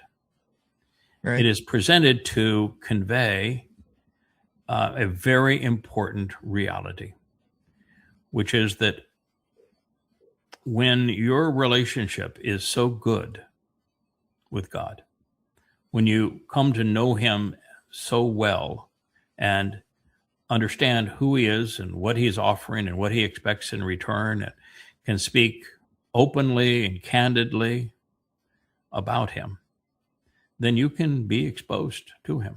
You're never worried about tripping up or making a mistake, because you know there'll be plenty of opportunity to get back up or to correct the mistake and actually accomplish something in that process. You know, as I said in the book of Ruth, the best mistake I ever made was attributing maternal characteristics to Yahowah by extrapolating on the feminine nature of Ruach. And had I not made that mistake, Boaz and Ruth would not have come back together in this life to accomplish what is really our most important mission. And so it was a mistake that I was able then to correct, but it was a really useful mistake. Not intentional, but productive. And all of these things are that way. And so when you're comfortable in your own skin, it shows. People know it. Yeah, absolutely. There's such a difference to that, this idea of bearing it all. And I'm not even talking about being naked or nudity. I mean bearing it all, about this idea that I have no secrets to hide. Well, everybody's got something that they would, not like people to know about their past or whatever.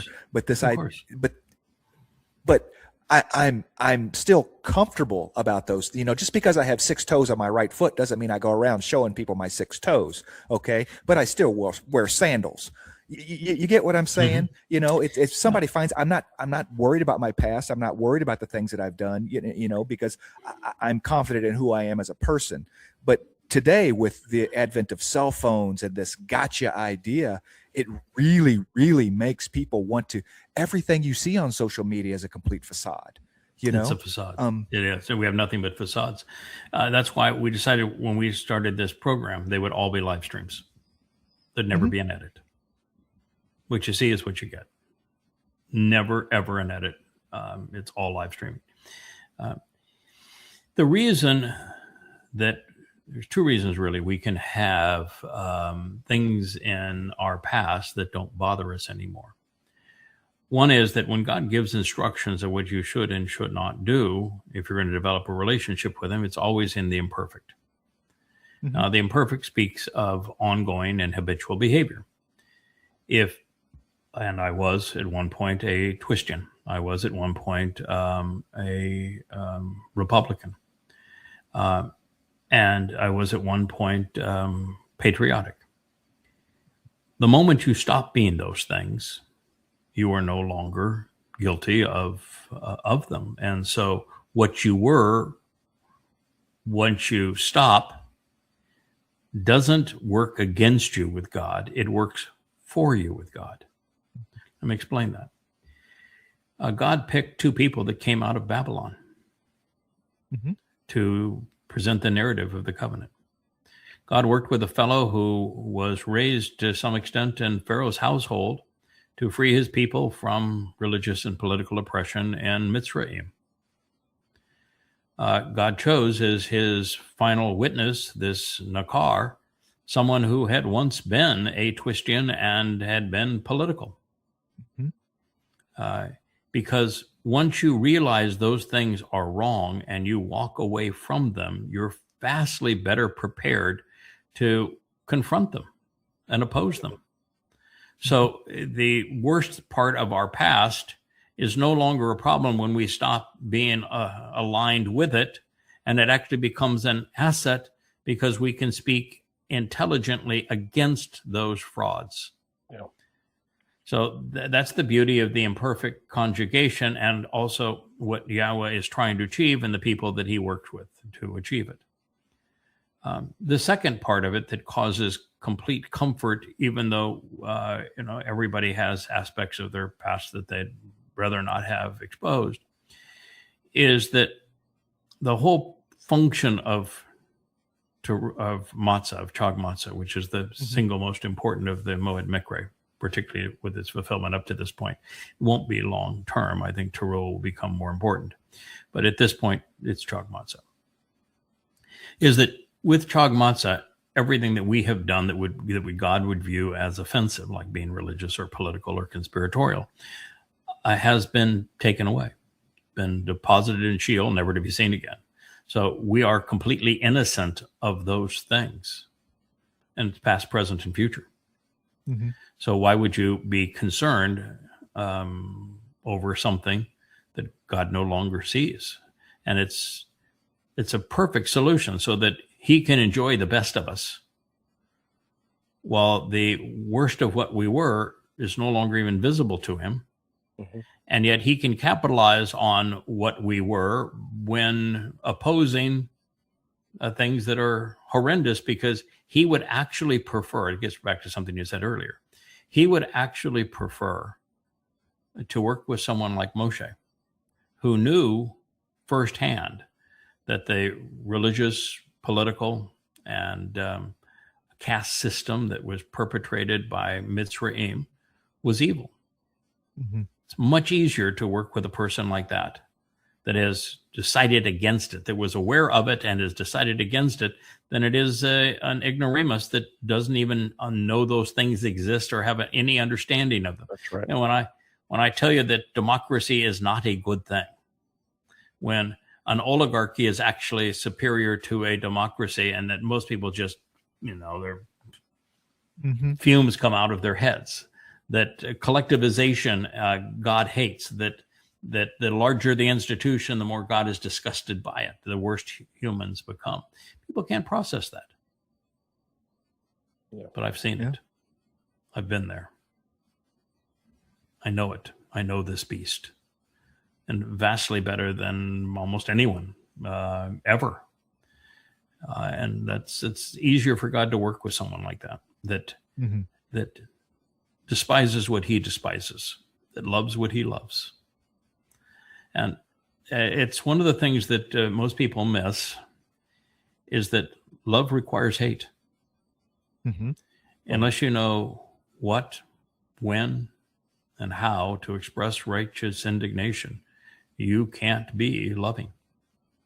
Mm-hmm. And so there's only one way to have an appreciation of how to express righteous indignation, and that is to know the things that irritate God in this way. Religion and politics, conspiracy, anti-Semitism would be examples of that. Caste economic systems. And so you need to know them to be opposed to them. And you can't be of shared mindset with Yahowah unless you're opposed to them. You can't be opposed to them unless you know them.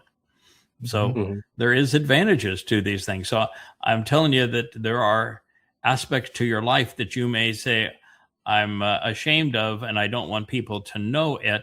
And I'm telling you that for the most part, those things are actually of value going forward. Yeah. Experience, 100%. Absolutely. You took the words, Kevin, right out of my mouth. Experience, when you transpose that over the thinking, because otherwise everything is an intellectual exercise, and that can only bring you so far. But when you've been in religion and you've been beaten up by it, you saw how bad it was and walked away from it. Well, now you have something that's like gold. That's very valuable that you came to this conclusion. Most people don't come to that conclusion, so it really doesn't matter. But when you come to that conclusion, now it's very valuable. Yeah, I have a good example would be, I speak a lot about overcoming depression and how people should overcome depression. If I hadn't been depressed in my life, it would be difficult to speak to it. Now, both times I was depressed in my life were before I knew Yahowah. Like most young men who was all thumbs when pursuing the pretty. I always wanted to have a relationship with the prettiest girl, and didn't always work out when I was in high school. And I recall depression over a lost, what I thought was love. And it was really, I still remember the hurt of that. Mm-hmm. And it was hurtful enough that I used it as a positive and said, I think my issue here is that I'm an introvert, and I can resolve this by being an extrovert. And so I literally taught myself to be an extrovert because I didn't like that hurt. And as an extrovert, you're already well on the way to solving depression, because as an extrovert, you find energy around other people. You find people stimulating. You enjoy their being in their company. You enjoy engaging them. And that's the fastest way out of depression. So the very strategy that I used as a young man when I was in pursuit of a young woman that didn't think the same of me. We actually had a wonderful relationship. She had amazing respect for me, but I just couldn't. I didn't prevail as the chosen boyfriend. My solution to that happened to be the ideal solution. Get out of introversion, go into extroversion, start caring about other people, get a sense of energy from being with other people. Now, I can tell you that gets tiring after a while too. And and I may, and here in about 7 years, ask for a relook at that, and may try some introversion again, just for some peace, because it's been a lot of exposure. You can see I have been through the mill. Now, the second time was I had put my all into a business. I had funded it out of my own pocket for a long time. I'd written the business plan. I had hired everybody. I'd seen person after person's lives transformed, and we were doing an extraordinary thing, literally doing well by doing good. And it was cutting edge in terms of its technology, delivering an extraordinary benefit to people. And I saw it ripped apart by some very nefarious individuals, tried to stop it, and had a board that worked against me in trying to stop it. And then I found myself on the front cover of a national business periodical, probably the most famous at the time, with a 14-page cover spread where nothing that it said was true. Mm-hmm. And I was blamed for the demise of the company that I built, even though there was not a single accusation in the article that was accurate. And I recall having, devoted so much of my life energy to building this thing that was worthwhile. And this is again before I knew Yahowah. And all the people that had been tremendously helped by it and the promise of it, and to see it not only fall, but to be scandalized in a national periodical for having destroyed that which I loved. I remember that the result was depression. It was depressing to watch that, to see the company that I had loved and had nurtured destroyed, particularly with such promise. I always referred to it. I was a worm on the asphalt road on a hot summer day. You're just so low, you just can't imagine even getting up from that. And I recall that at that time, I had two individuals. One has passed away. One taught me to write. The person that passed away was a fellow named Ken Power. We were very good friends. And the other was a guy that has managed to build our website that has been my friend for 35 years now, 40 years, Joe Page. And they both came over and said, I think we have a solution to this. Let's tell our story. Let's write a book and tell our story. What happened? That story became in the company. And we focused on all the good that we had done, all the interesting people we had met, and we told our story. And we focused on the interesting people and events along the way, and we got out of our own situation, and it was beneficial. But had you not experienced depression and found how it is resolved, what advice could you give to anybody that is depressed? Mm-hmm. You've had, I think, if I'm correct, you had some bout sometime in your life with alcoholism. Mm-hmm. And absolutely. That's choose your bottom is my only advice to people. If you feel, choose your bottom. This is going to be the bottom right here, and it's all up from here.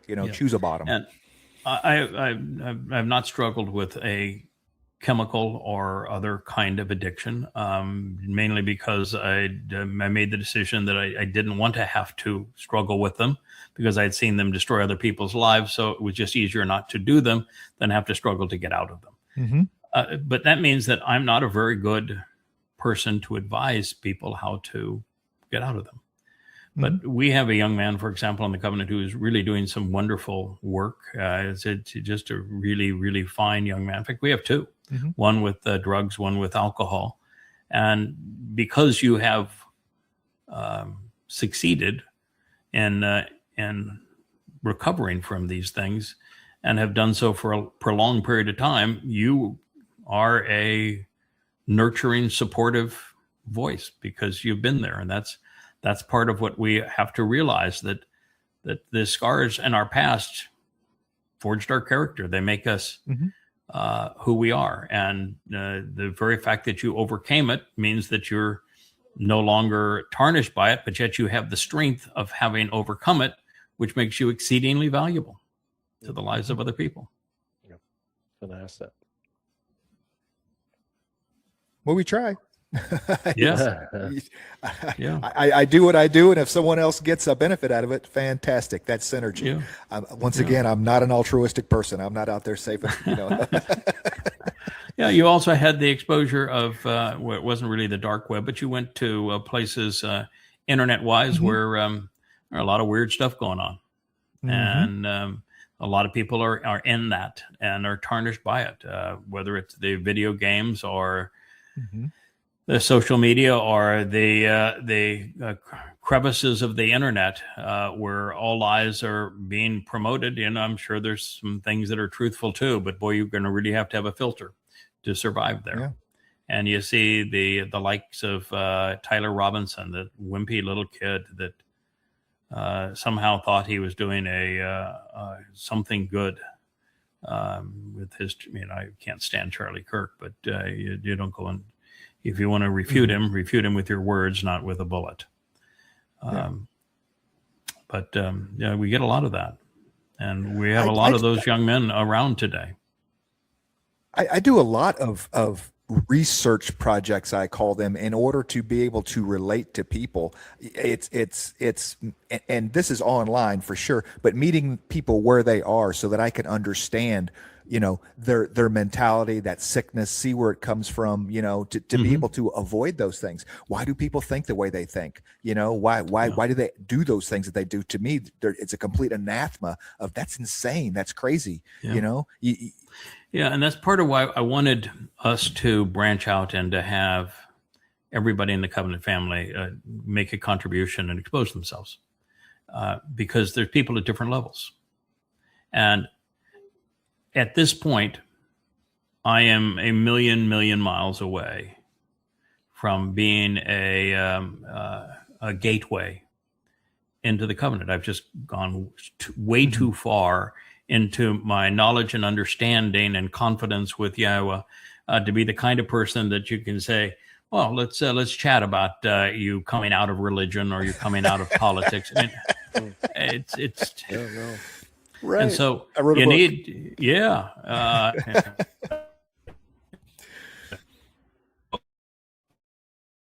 and so you need people all along life's way to engage these people, and my job now is to teach the teachers. A different responsibility, and to care for the most important of all, and Dode. Restore his reputation and facilitate his return and homecoming is our job, and to make it as beneficial as possible. That is our mission, along with teaching the teachers that are going to be engaged in the process going forward. But if everybody was teaching the teachers and supporting Dode, then we wouldn't have anybody to work with the newbies that come along. So we need folks at all different positions and experiences. Well, and there's also that sense of relatability, like I was kind of speaking to earlier, that people are just uncomfortable that, it's a lot why we don't get comments or questions in chat, or, that what it takes people to actually write an email to you, that, they don't want to feel stupid. They just, that idea of approachability, but yet, you can approach Fun Cats on Facebook, and there is absolutely no feeling of unapproachability whatsoever with him. Absolutely. Yeah, I think that's probably true, and I think that's to a lesser case true with the Ask Yada feature.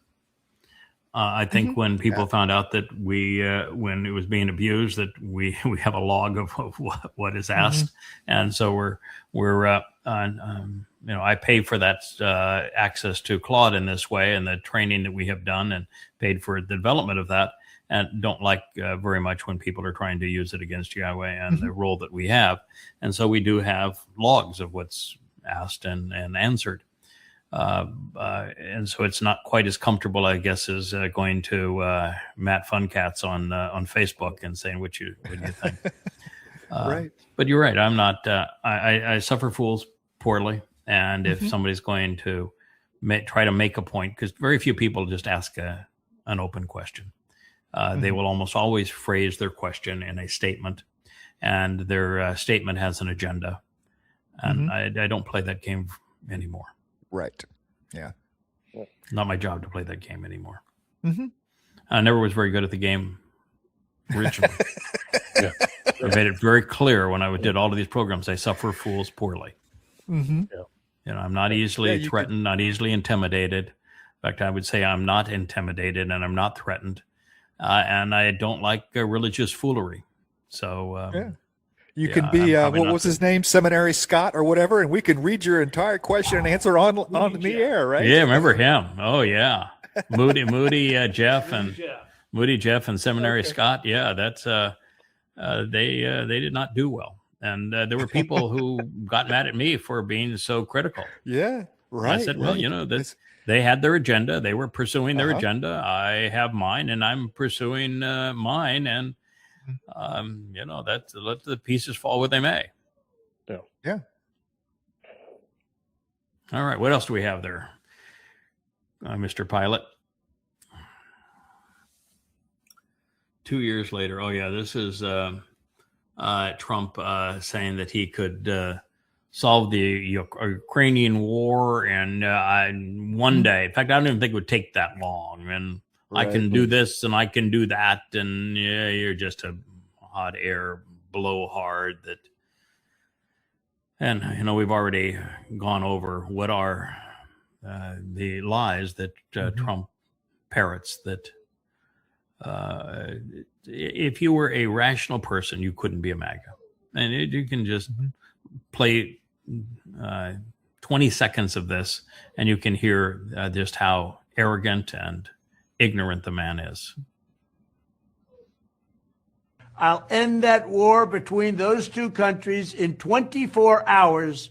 It won't even take that long. Before I even arrive at the Oval Office, I will have the disastrous war between Russia and Ukraine settled. I will end that war in one day. It'll take 24 hours. I would fix that within 24 hours. And if I win, before I get into the office, I will have that war settled. 100% sure. He's trying to bring ideas of Reagan, right? That Reagan fixed the Iran hostage situation before he ever got into office. That's exactly. That's right. I remember that. Yeah, and actually, Reagan didn't fix it. He bribed the Iranians. He gave the Iranians missiles. So it was missiles for release. And it was a criminal act at the time to negotiate with terrorists. So he committed a crime. And he negotiated with them. I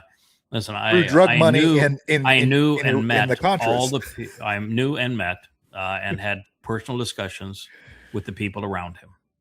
Mm-hmm. I know the people who did what he asked them to do. What he did was a crime. Mm-hmm. Reagan, what he did was a crime. Yeah. Now, in terms of Trump here, over and over again, and when we listened to a third of it, over and over again, you repeat the lie. Mm-hmm. And people believe the lie. But when it turns out to be a lie, people are so dumbfounded by this kind of propagandist rhetoric that they never come to their senses. Mm-hmm. No. Now, one of the things that about the claims that he's making with Iran and Russia is that he's among the largest contributors to the lie. He was instrumental in this war. Mm-hmm. And in Trump 45, he contributed mightily to arming Ukraine. And as Trump 47, he has upped the ante and has given Ukraine even more. And the Ukraine is nothing but a blunt instrument, a proxy that is wielded by the United States and Europe to bludgeon Russia. He's fully aware of the regime change operation that failed. It achieved its goal, but it led to war. But I guess that was the intent. He has stated emphatically, I gave them the javelins. I'm the reason that they, were able to. Right. And by just not doing those things, Ukrainians would have been better off. They would have had no idea of hope, and they would have surrendered, and there would be less dead Ukrainians. There wouldn't have been right any now. war because the United States wouldn't have egged Ukraine on. There would have been no blowing up of the Nord Stream pipeline. There'd been no diminution of Europe benefiting from inexpensive Russian energy, and there'd been no weapons for this war that have killed over 2 million people and have put the world at the precipice of a nuclear holocaust. So he isn't the solution to the war. He's a major contributor to the war. And he's over in Turkey now, condemning NATO in one breath, complaining that NATO didn't help him in his Iran fiasco, and that the NATO doesn't contribute enough, and that he wants out of NATO, but now wants to be the big honcho of NATO. It's dizzying, his positions on NATO. I mean, it's just really dizzying. It's like an upside down tornado that we're witnessing with Trump on NATO, and NATO is destroyed. So I don't even know why we're even talking about it or why he's even talking about it. He made a post the other day where his Ava Braun, the little blonde that kisses his ass and does all of the graphics for his tweets. And he had that the United States contributes $999 billion to NATO a year. Well, the problem was it's million. It's million, not billion. And just astonishing. But there was a way to end this war immediately, and that is to come clean, to say it was a failed CIA operation. The United States lied about the encroachment of NATO, and that the regime change was a failed project, and that we egged the Ukrainians on to fight this proxy war with Russia because we wanted to break up Russia and have access to their mineral and wealth and natural resources. That's why they war with Iran too. We would just tell the truth. Truth is good. Try it sometime. And say it was a bad idea. We should never do it again. And we're no longer going to fund it. And so we are now in a position where we have done so much damage to Russia and to the ethnic Russians in the east of Ukraine and the south of Ukraine, that we're no longer in a position where we can just say to Russia, we're sorry, but please go away. Yeah. That time is long over. So we're going to have to make a major concession, like Ukraine will never be part of NATO. There'll be no more NATO exercises ever in Ukraine. We're going to stop arming Ukraine forever. And that the ethnic Russian territories, whether conquered or not in Ukraine, are part of Russia now. That is what you would have to do. And but you'd have to come clean and say, we lied. And the aggressor here was the United States sponsoring the Ukrainians. And if you'd done that, you could have solved this war that has been so damaging to the world and led us to the precipice of nuclear holocaust in a heartbeat. But right now, we're looking down the barrel of a nuclear exchange between Russia and Europe. And because this clown is such a nincompoop between Russia and the United States. And it's not going to be millions of people that are going to die. It's going to be billions. Yeah. That's you had a post the other day about the decentralization of Ukraine's war manufacturing. I mean, people having parties soldering drones together in neighborhoods and how that these people, every Ukrainian is involved in the war effort. And I'm like, pick your bottom, people. Just stop. It's not like Russia's coming to conquer you. Russia just wants you to stop killing Russians in the Donbass, letting Nazis kill Russians in the Donbass, and they want to sell you cheap gas. Why are you continuing to fight this? Because everything around you is crumbling. Yeah, because every time they fight it, you're the disappearing man there. It's really weird with that background there, Will. But you can see, and what I am up against here, this is for real. That's really a bookshelf behind me, and it is really mine, and I really am sitting at my desk. The Russians cannot lay down and play dead. They could not have allowed NATO to continue to encroach. They could not allow the blowing up of the Nord Stream pipeline to go unanswered. They could not have responded idly by when the United States perpetrates regime change in Kiev. And then to have that regime change armed by the United States to go torment ethnic Russians in the Donbass region, which is exactly what happened. Russia's not in a position where they can deal with that. Russia has had Nazis on their border, and it cost them 25 million Russians to defend themselves and to maintain independence of Nazi Germany. They're not playing that game again.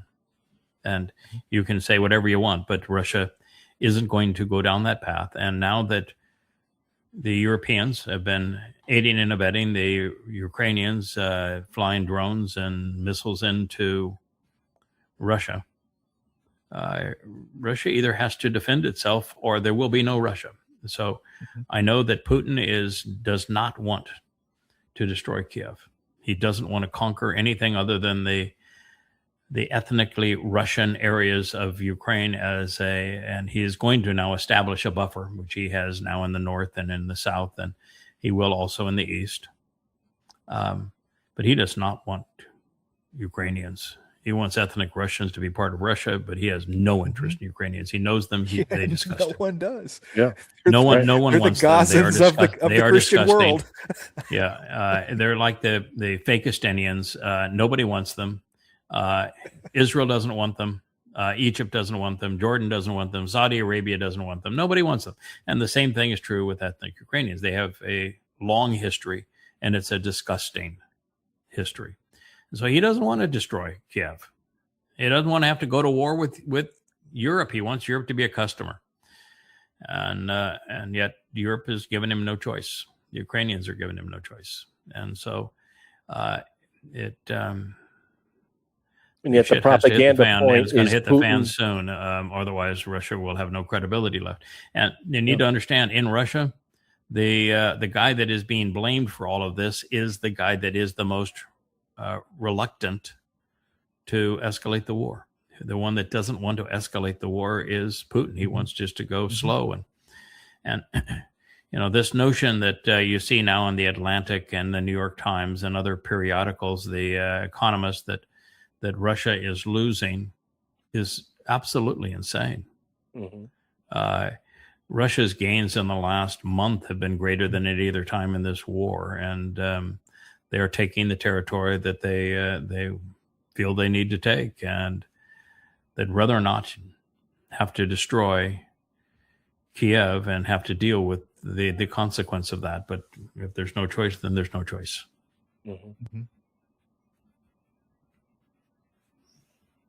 If you did a man on the street interview, people will tell you that, because they believe propaganda, they will tell you that Putin is a conqueror. He has it's going to be part of a long, steady march into Western Europe, and just none of that is true. But that's what's being sold, and very bright people talk in those terms. And as soon as you go down that road, I don't even really want to talk to you, because you're which you have to be an ignoramus, because you are not paying attention to the overwhelming evidence that says exactly the opposite. And that you don't even know Russia, where the only issue that Putin has with the Russian people is he's been too slow to respond to maintaining Russian sovereignty and dignity. And so that's his only problem, is he has been too slow, and he is slowly now losing gradually some of his support for having been reluctant to take the next step. And I understand, you hold Europe accountable, and that's going to come with a consequence. But you don't hold them accountable, that comes with even a more tragic consequence. And the same thing is true with Kiev. You either hold them accountable, or you'll pay a vicious, terrible price. And most people now realize that Putin's strategy was a failed one. Putin's strategy was, we will outlast the Merz, the Starmers, and the Macron. And Starmer is gone, and he may have been the dumbest of them. The very fact is that what the UK has put up was no better. And so he thought he would just outlast them, and then there would be some sanity to Europe, and they'd all get along, and they could do business together. That was his hope. Just not going to turn out that way. Yeah. Things will definitely calm up. Yes, sir. I have dogs that have just... Go ahead, and we need to get to the next slide here. We're too long on these slides. Just make one comment. If you were trying to chisel Satan's identity in a graphic or stone, that would be it. I have mentioned on this program that I'm unique among people in the world, in that I have traveled through the Soviet Union when it was the Soviet Union, and all the way to Siberia and back. I even went into Mongolia. I've been all the way through it. accompanied by the KGB. I know the Soviet Union. I've been all through Eastern Europe at the time of the Iron Curtain. And I was the first group of individuals allowed into communist China when Nixon eliminated the moratorium against it. I have seen what communists do. This is exactly how the communists depicted Lenin, Marx, and Engels, and then Stalin. I know what he's trying to do. I know that he is trying to establish the Fourth Reich, and that he has a cadre of people around him, and he has owned Eva Braun and a Joseph Goebbels that are around him. This is what he's trying to establish, and he is going to be successful at it. Successful not in the extent that he accomplishes something worthwhile, successful in that he destroys the world as a result of it. Mm. He hates people. Satan hates people. Trump hates people.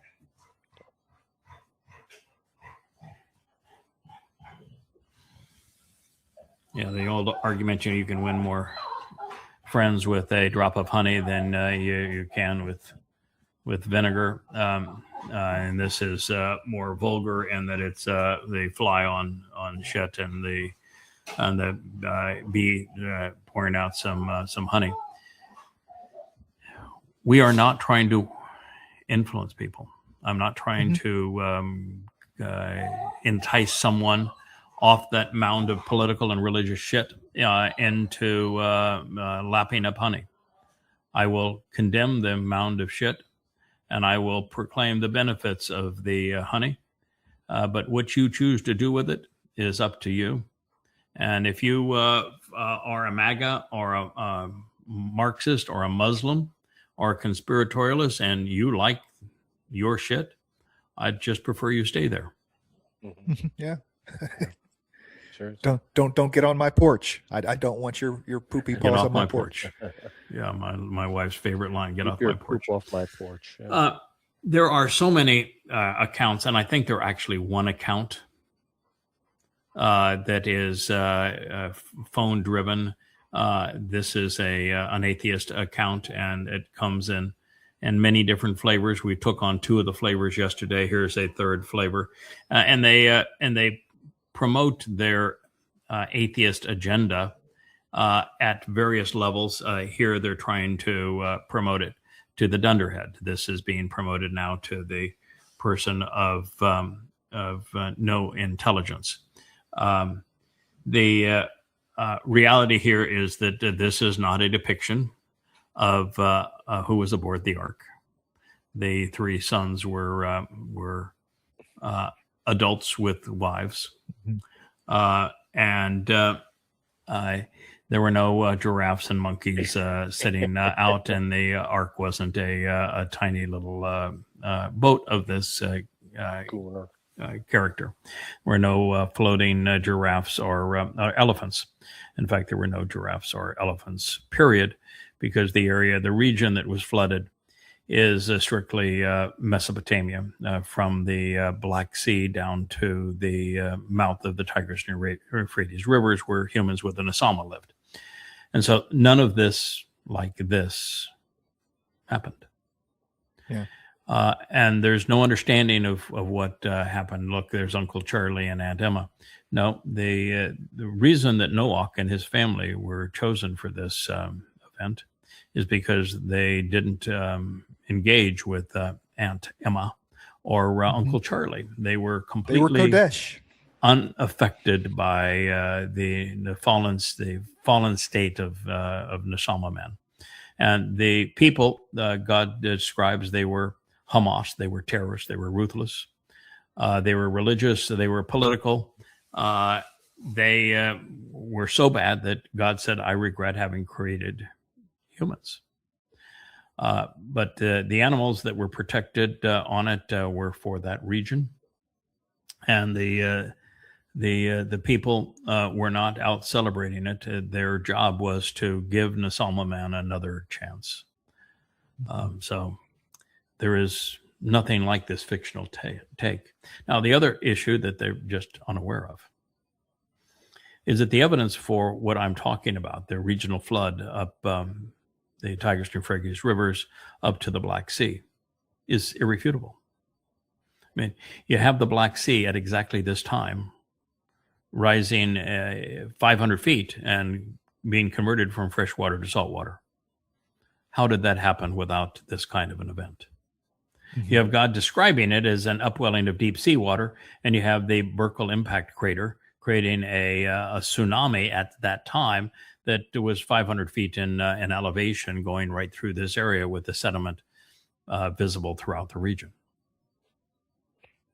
So there is absolute proof that this happened exactly as Yahowah said it did.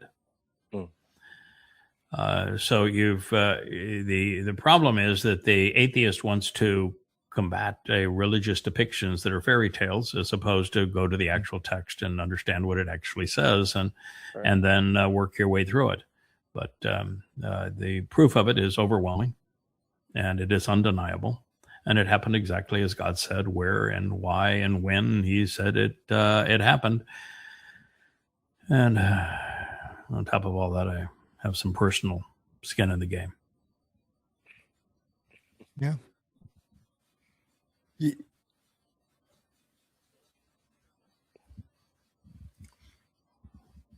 In America, we speak English because it's the language of our founding, and for 1,000 years, it has been the language of freedom. Sure. All right. The worst imperialist nation, apart from Islam is the worst. But the second worst to Islam is the UK and its imperialistic imposition on countries like India and China and many others. And so it was never the language of freedom. It was the language of oppression, was English. The only language that is more oppressive than English would be Arabic, because of the influence of Islam, where there were 200 million people killed in the first 100 years of the Islamic era. And there are 55 countries still enslaved under Islamic apartheid. But second only to Islam, the UK, Great Britain, was a tyrannical, oppressive, apartheid, colonialist power. And it was the language of subjugation, not freedom. So it's something to keep in mind when somebody says something that's stupid. By the way, the English that we speak today, as opposed to Anglo-Saxon, is only about 500 years old. So you got that part wrong too, but that's a rounding area by comparison to the overall belligerence of your historical ignorance.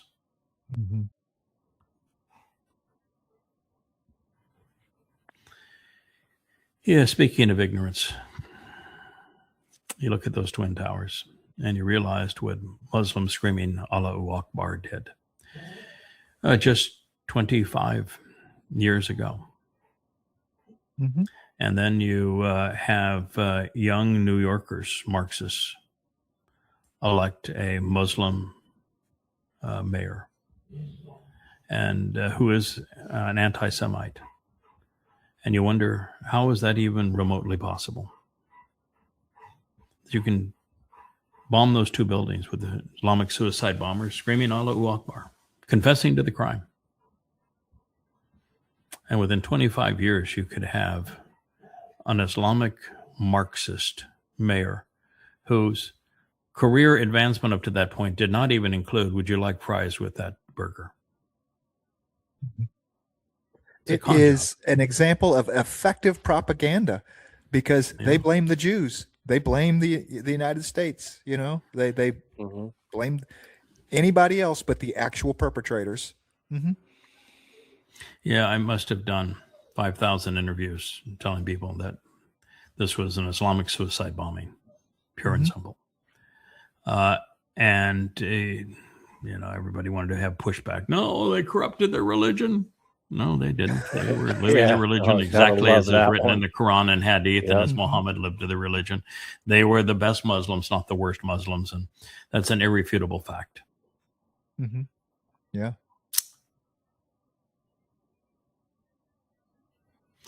Oh my, yeah. You see, this was the test flight of Air Force One. It can't be called Air Force One when the POTUS, satanic POTUS, is not on it. But these are the people that got the free ride on what we would consider as Air Force One. This is the Qatari jet that was the gift. Yeah, and the tall blonde in the pink dress, that's Ava Braun. For those that don't know, there she is. That's Ava Braun. The woman next to it is KKK Barbie. She is one of the most disgusted, foul-mouthed propagandists in the world today. And if you go back up at the picture above it, the fellow that's standing next to KKK Barbie, that's Stephen Miller. He is Goebbels. So those are three of the most despicable people on planet Earth. And they are riding around in the dumpster's toy plane. Ava Braun, KKK Barbie, and Goebbels. Welcome to America. Right. The Qatari Graftmobile. Yeah. Man, all that woman does, then those two women, all they do is promote propaganda. They are purely, in fact, all three of them. Mm-hmm. They're purely propagandists. That's all. That's their entire job. Yep. Is to be propagandists on the taxpayer buck for Satan. Good job.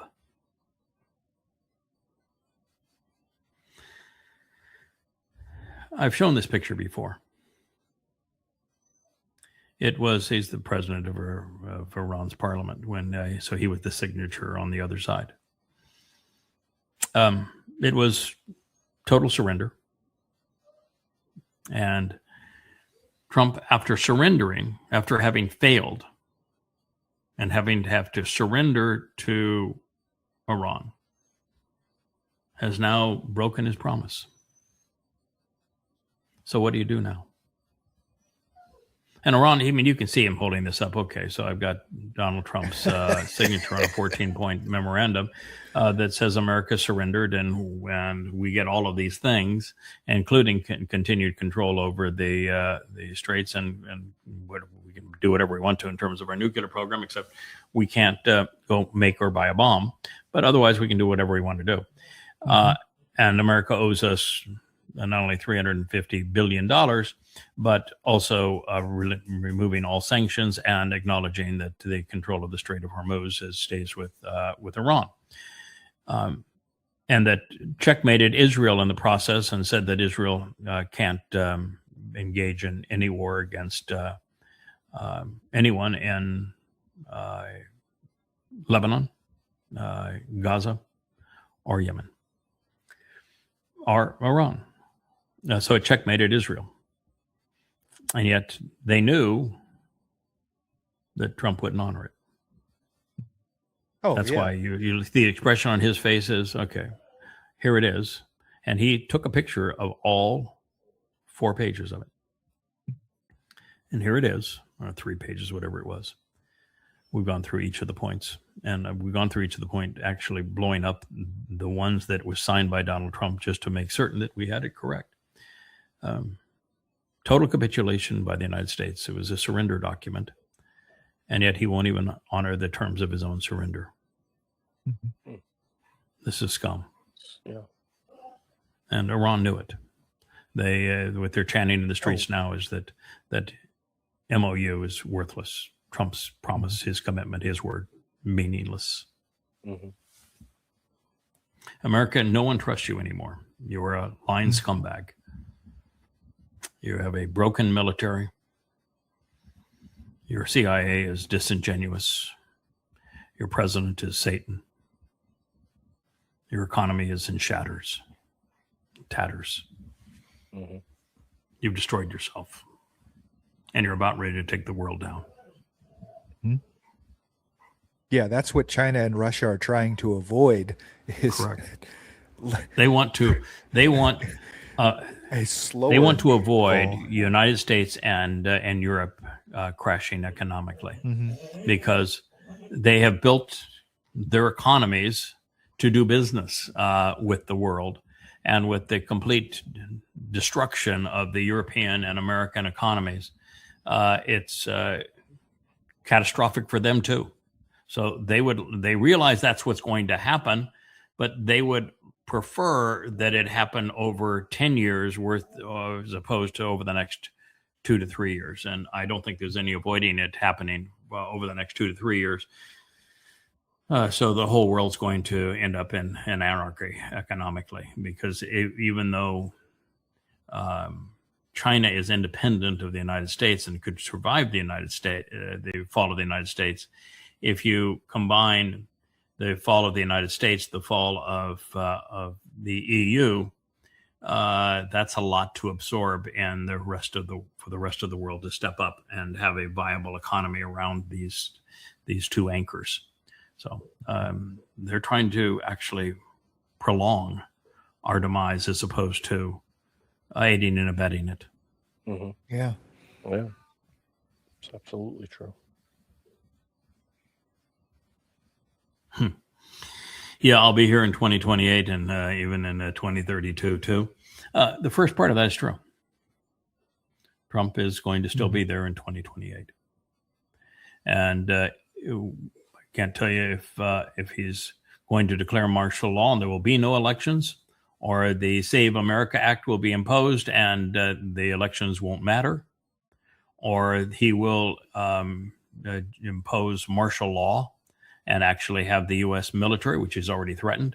Plus, he has 2 private militaries now that he will use them, and he will use world war that he's engaged in and economic collapse to avoid leaving the White House in 2028. Yeah. But he will not be there in 2032. The prophets have spoken. He arrives in Jerusalem to present himself as the leader of the world in January 29th of 2030. So they're off. He's off a couple of years in this regard. He's going to make all sorts of bogus claims on the Ides of March in 2030. And then the witnesses arrive and say, yeah, you can believe me if you want, but here's the consequence. There's actually a rumor now that the United States recognizes that they can't reestablish their bases in the Arab fiefdoms, and that they're no longer welcome there, and that they will have their military base for the Middle East in the Negev desert of Israel. Saw that, yeah.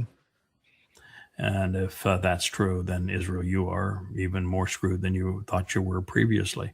And if you think that the presence of an American base in Israel is comfort, then you should see how well those American bases work for the Kuwaitis and the United Arab Emirates, and for the Saudi Arabians and the Qataris and the like. And you just assess how well they were, that America decided they would go to war, and they decided they would abandon those bases, and they took everything that was of value in those bases and left the people high and dry. So if you think that America can be trusted, well, I can tell you what the prophets, I think it's in Yahowah, in his second mention of Rahab, and he just says, my people, they're going to listen to and believe Rahab, and then when it comes to Rahab doing what he promised, he's going to do squat. That's right. Mm-hmm. South Korean speed bump. Yep. Mm-hmm. That's what they're building in the Negev. Again. Yes. Yeah, devastating for Israel. I'm sorry for you. You got played. You're a vassal. We'll do one more here, and I don't know why we have so many comments. Well, that's luminary. So that brings us down to our last show. So that's a good time for us to wit. And what happens, of course, is many of these things I would have commented on an image that the people have a tendency to remove when you rebuff them. And so the same thing true is also on Facebook, that put an image in your feed and you respond and say, this is not true for the following reasons. They'll preclude that image being in your file because they don't like people poking holes in their balloon. But we, as you have found, we can go back to Facebook now. We have that ability to do so. My hope is that moving forward, that I do more clipping of news articles and less featuring from the stream. At this point, in my view, there was too much on the dumpster. But the reason it's important is he is the most prophetically described character of our time, with the exception of Yada as the Chodar and the Nakar in opposition to him, and Dode upon his return. But this is a fellow that gets lots of ink. He is Rahab. He's the great betrayer of Israel. And so God has a lot to say about him, and it is all bad. But America, world, you're looking at Satan incarnate. That is who that is. And he's going to do disastrous things to the world. He's got 7 years to get her done. And you need to know what you're up against. All right, I'm going to go back to my examination of how Ruth leads through the declaration of the Chodar, who is the bull who is responsible for there being children in the crib and manger of the covenant family, and then how that is manifest through Yeshayah, as he describes this woman who gives birth to Emmanuel, and then examine how Dode shares what occurred on the fulfillment of Pesach and Matzah in the 22nd and in the 88th Mizmor, the Psalms, to try to paint the picture of how we collaborated in these events together. It does not going to make any attempt to explain what happens on Teruah, because I think we've already done that and overwhelmingly, but it will help provide some closure on the role that Boaz and Ruth play in the fulfillment of Pesach, Matzah, and Bikurim. And the reason it's important is that there's only one name on Yahweh's home, the temple. There's one title and one name. And the name isn't even Yahweh's name. It's Boaz's name. So what did Boaz do that earned that man such respect with Yahweh that he put his name on his temple? But he did. And so it's important that we have an understanding of what it was that caused that. And I cannot imagine that God's going to rebuild it without the man's name back on the column in the portico. And he may change the title on the south column from Ken speaking of representing Dode to Dode's name, but the entrance to God's home, you pass through and the name and title of Boaz and Dode. And so there's a reason for that. There's a reason why they are the most acclaimed individuals in God's story. It's a reason why God began his whole account by saying there's two fellows, the greater and lesser luminaries, and they're going to fulfill the Mowedym. So that's what we're going to pursue. I'd love to be able to finish my edits of these, of Coming Home 4 and 5, and I've got edits from the team and adding some superscripts to them. I'd love to get that done, but I'll never sleep again until I resolve what I perceived last night, and in terms of what actually happened there.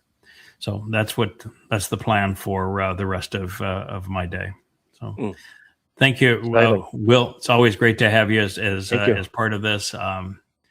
Sorry, we had so much on Rahab, but no, that's fine. We actually were mostly talking around him, things like how propaganda works and how it permeates our lives and what are some of the great lies.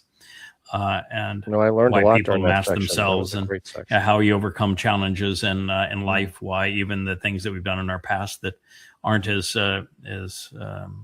stellar as other things are actually have value to us. So we covered a lot of territory that was quite useful, and just using that as the prompt. And that's really the purpose of the show, is to find a prompt that causes us to talk about things that are important in people's lives. Yeah. Awesome. And we talked a lot about what the present state is in Iran and Ukraine, because those are still the flashpoints for World War III. Yeah. And not only is Ukraine unresolved, the prophets have said that it's the Ukrainians, they're going to send 3 to 4 million mujahideen into Israel and over the next 7 years, and the devastation they're going to wreak in Israel. And in the Torah itself and Devarim, in conjunction with the Nakar being opposed to it, that the elements are going to melt with intense heat. There's going to be a nuclear holocaust. So it's important to know that that's most likely because of the malfeasance associated with the blunders in Ukraine, pursuant to Russia and the United States. Yeah. So things to know about tomorrow and how they're going to materialize. So thank you for participating. It's always great to have you. Thank you. Thanks, Kevin. Thanks, Yahowah. Good being with you guys. Hey there. Thanks for tuning in. That was Fetch. Gotta run now. Catch y'all on our next podcast.